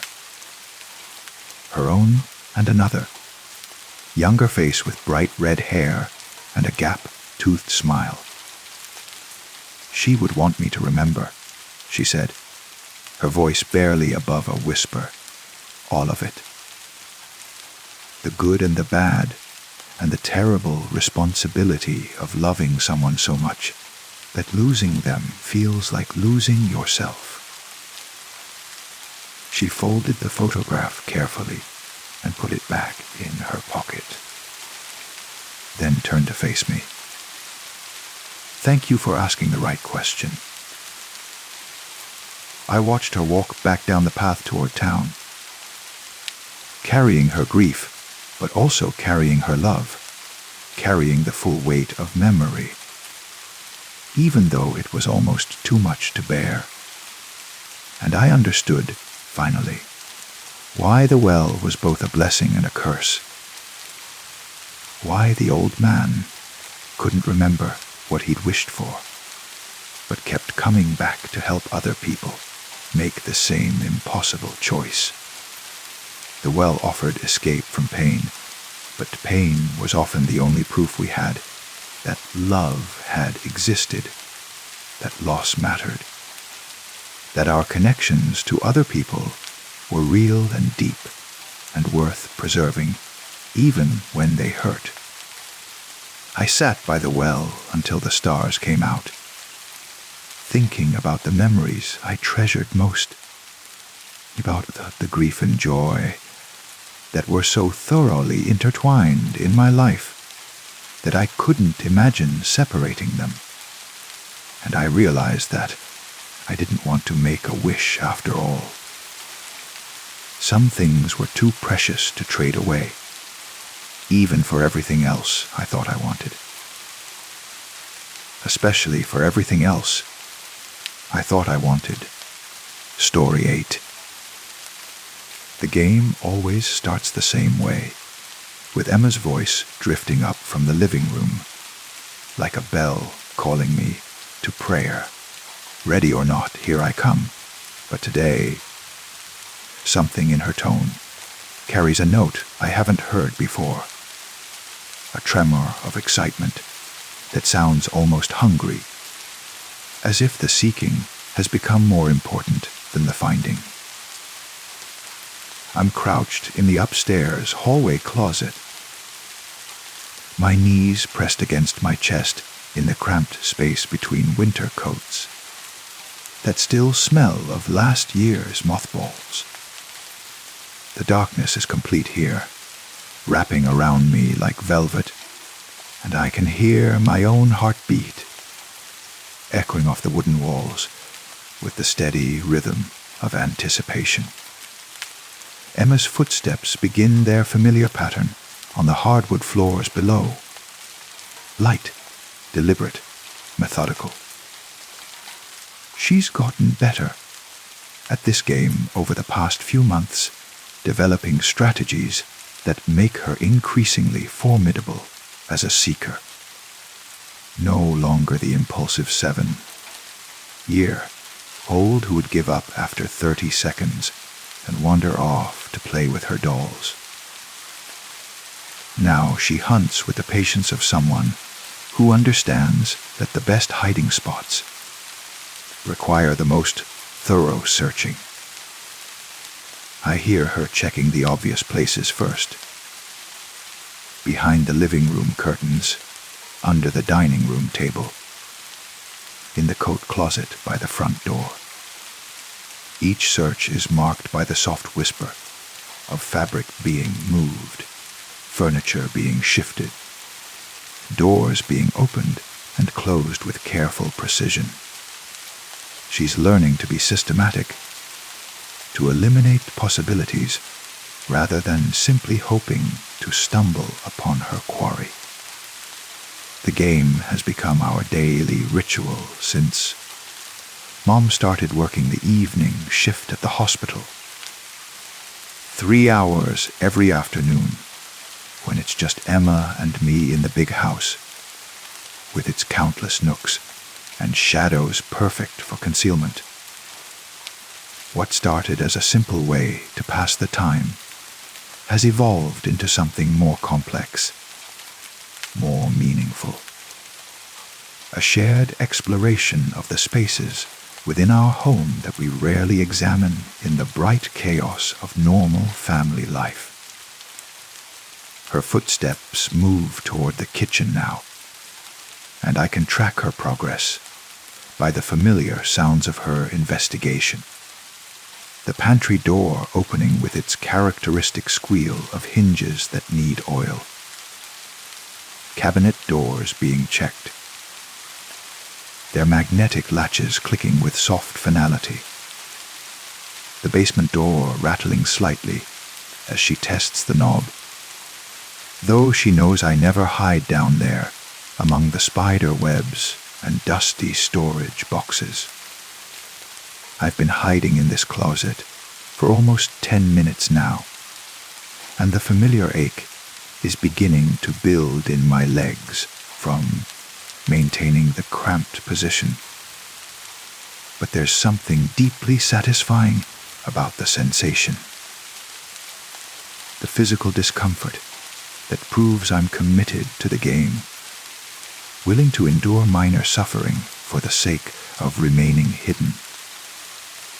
It makes the eventual discovery feel earned, important, worthy of the effort both seeker and hidden have invested. Emma's voice calls out from somewhere near the kitchen. "I know you're up there, Michael. I can hear you thinking." The comment makes me smile despite myself. She's developed a habit of talking to me during her searches, sometimes offering clues about her investigation strategy. Sometimes just filling the silence with observations that reveal the workings of her young mind. It's one of the aspects of our game that I've come to treasure most. These moments when her unguarded thoughts spill out, giving me glimpses into her perception of the world that I might never otherwise witness. Her footsteps begin climbing the stairs, each step deliberate and unhurried. She knows I'm on the second floor now, has eliminated the ground level with the thoroughness of a professional investigator. The wooden steps creak in their familiar pattern. The third step from the bottom, the seventh step in the middle, the top step that groans like an old door whenever anyone puts their full weight on it. I hold my breath as she reaches the landing, though I know she can't hear my breathing through the closet door. The hallway where I'm hidden opens onto 4 rooms. Mom's bedroom, Emma's room, my room, and the bathroom. Each represents a universe of possible hiding places, and I can almost hear her mental calculations as she decides where to begin her search. She chooses my room first, which makes strategic sense.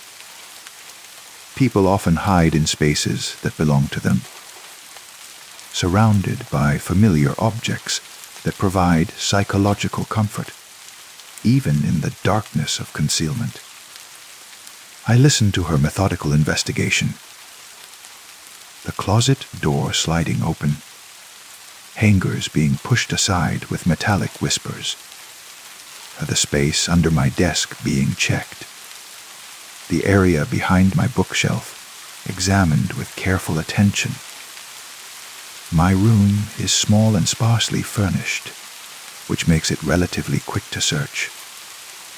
Within a few minutes, her footsteps move back into the hallway, and I hear her considering her next option. The bathroom door opens and closes quickly. Too few hiding places to merit extended investigation. Mom's room takes longer, with its walk-in closet and king size bed offering multiple possibilities for concealment. But still she hasn't found me. I'm beginning to feel the peculiar satisfaction that comes from a successful hiding spot. The pride of having chosen a location that challenges the seeker without being impossibly obscure. The hallway closet is obvious enough that she'll think to check it eventually, but easy to overlook during the initial sweep of more elaborate possibilities. Getting warmer, Emma calls out, though I'm not sure if she's talking to me or to herself. Her voice carries that note of excitement again, more pronounced now, as if the difficulty of the search is increasing her enjoyment rather than frustrating her. She tries Emma's room next, and I can follow her movements through the thin wall that separates the closet from her bedroom. Toys being shifted, the bed being checked underneath.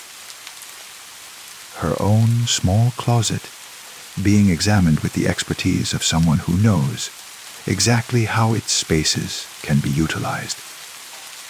She's even learned to check inside her toy chest, having once found me folded up among her stuffed animals like an oversized doll. But I'm not there either. The footsteps return to the hallway, and now I can sense a change in their rhythm. Less methodical exploration, more focused intent. She's reached the stage of the game where systematic searching gives way to intuitive hunting, where she begins to think less like a child playing and more like a predator tracking prey. I know where you are, she says softly, and there's something in her voice that makes the hair on my arms stand up. Not the playful confidence of a child solving a puzzle, but something older, more knowing. Something that suggests she's always known where I am, has simply been saving the best for last. The closet door handle turns with a soft metallic click. Light floods into my hiding space, temporarily blinding me after the long minutes of darkness. Emma stands silhouetted in the doorway, her small figure backlit by the hallway fixture, and for a moment I can't make out her expression clearly. But her voice, when she speaks, is right next to my ear, intimate and close despite the fact that she's standing several feet away. Found you, she whispers. The sensation is impossible. Her voice coming from beside my head, while I can clearly see her standing in the doorway. It's as if sound has become disconnected from its source, as if the act of hiding has somehow altered the basic physics of how voices travel through space. I unfold myself from the cramped position, joints protesting as blood flow returns to compressed limbs.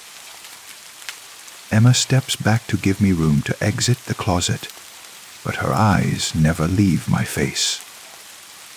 There's something different about her expression, something I can't quite identify, but that makes me feel oddly self-conscious, as if I'm being evaluated according to criteria I don't understand.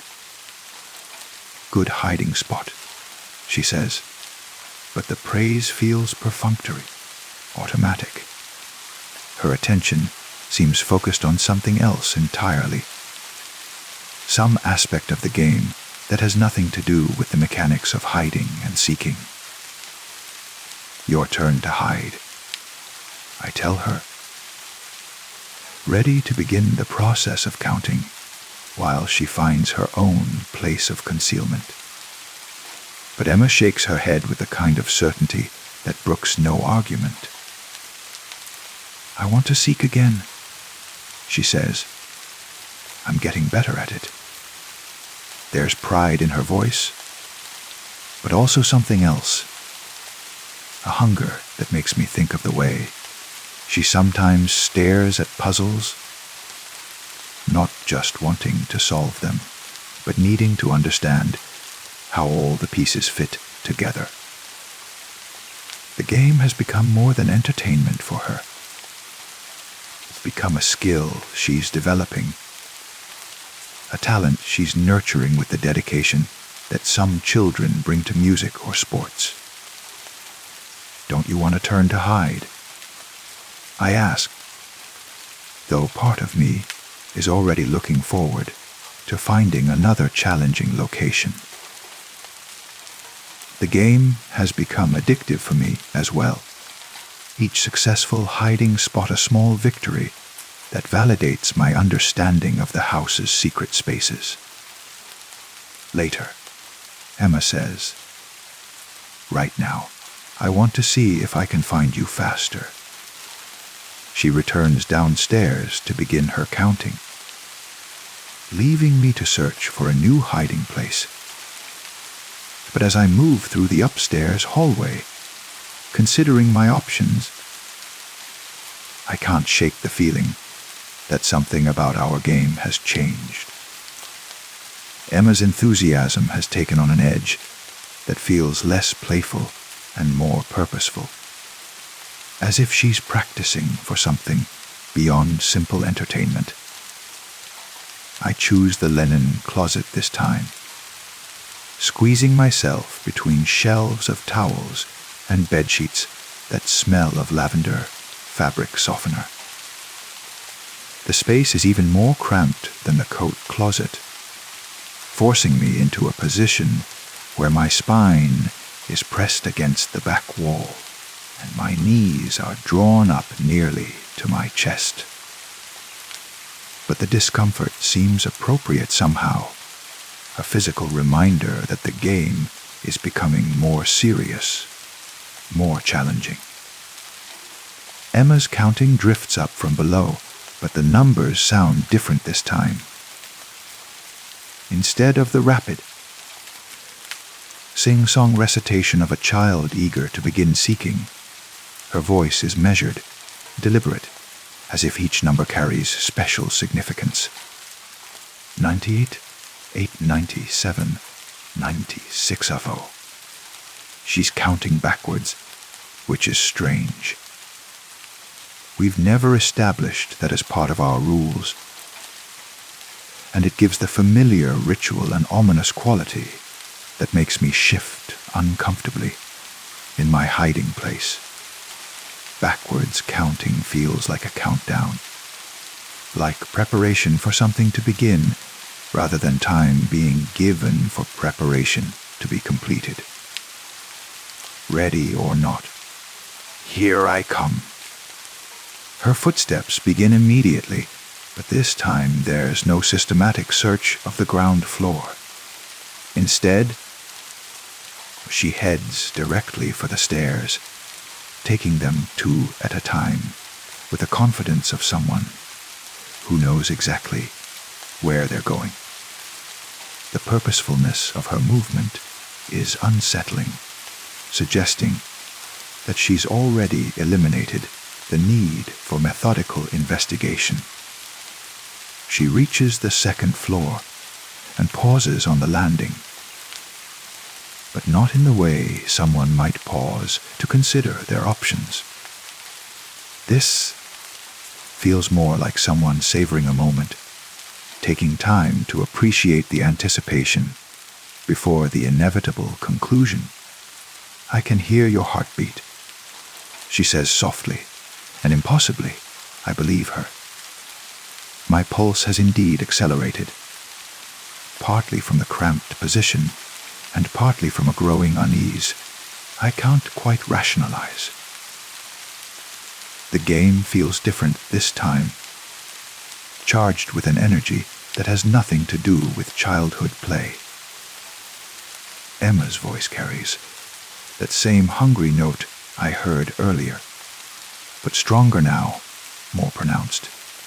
Her footsteps move past my room, past the bathroom, past Mom's room, heading directly for the hallway closets. No investigation of other possibilities, no systematic elimination of alternatives. She knows where I am with the certainty of someone following a map. The linen closet door opens on the first try. Light floods my hiding space, and Emma stands in the doorway with an expression that makes my breath catch in my throat.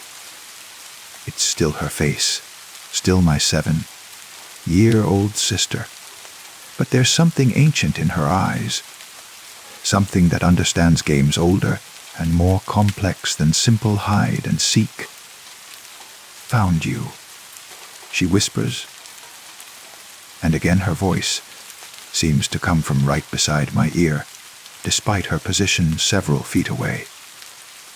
But this time, as I begin to unfold myself from the cramped space, I realize something that makes my blood turn cold in my veins. I never told her I was hiding up here. I never made any sound that could have given away my location. And more disturbing still, as I look past her into the hallway, I can see the coat closet where I hid during the previous game.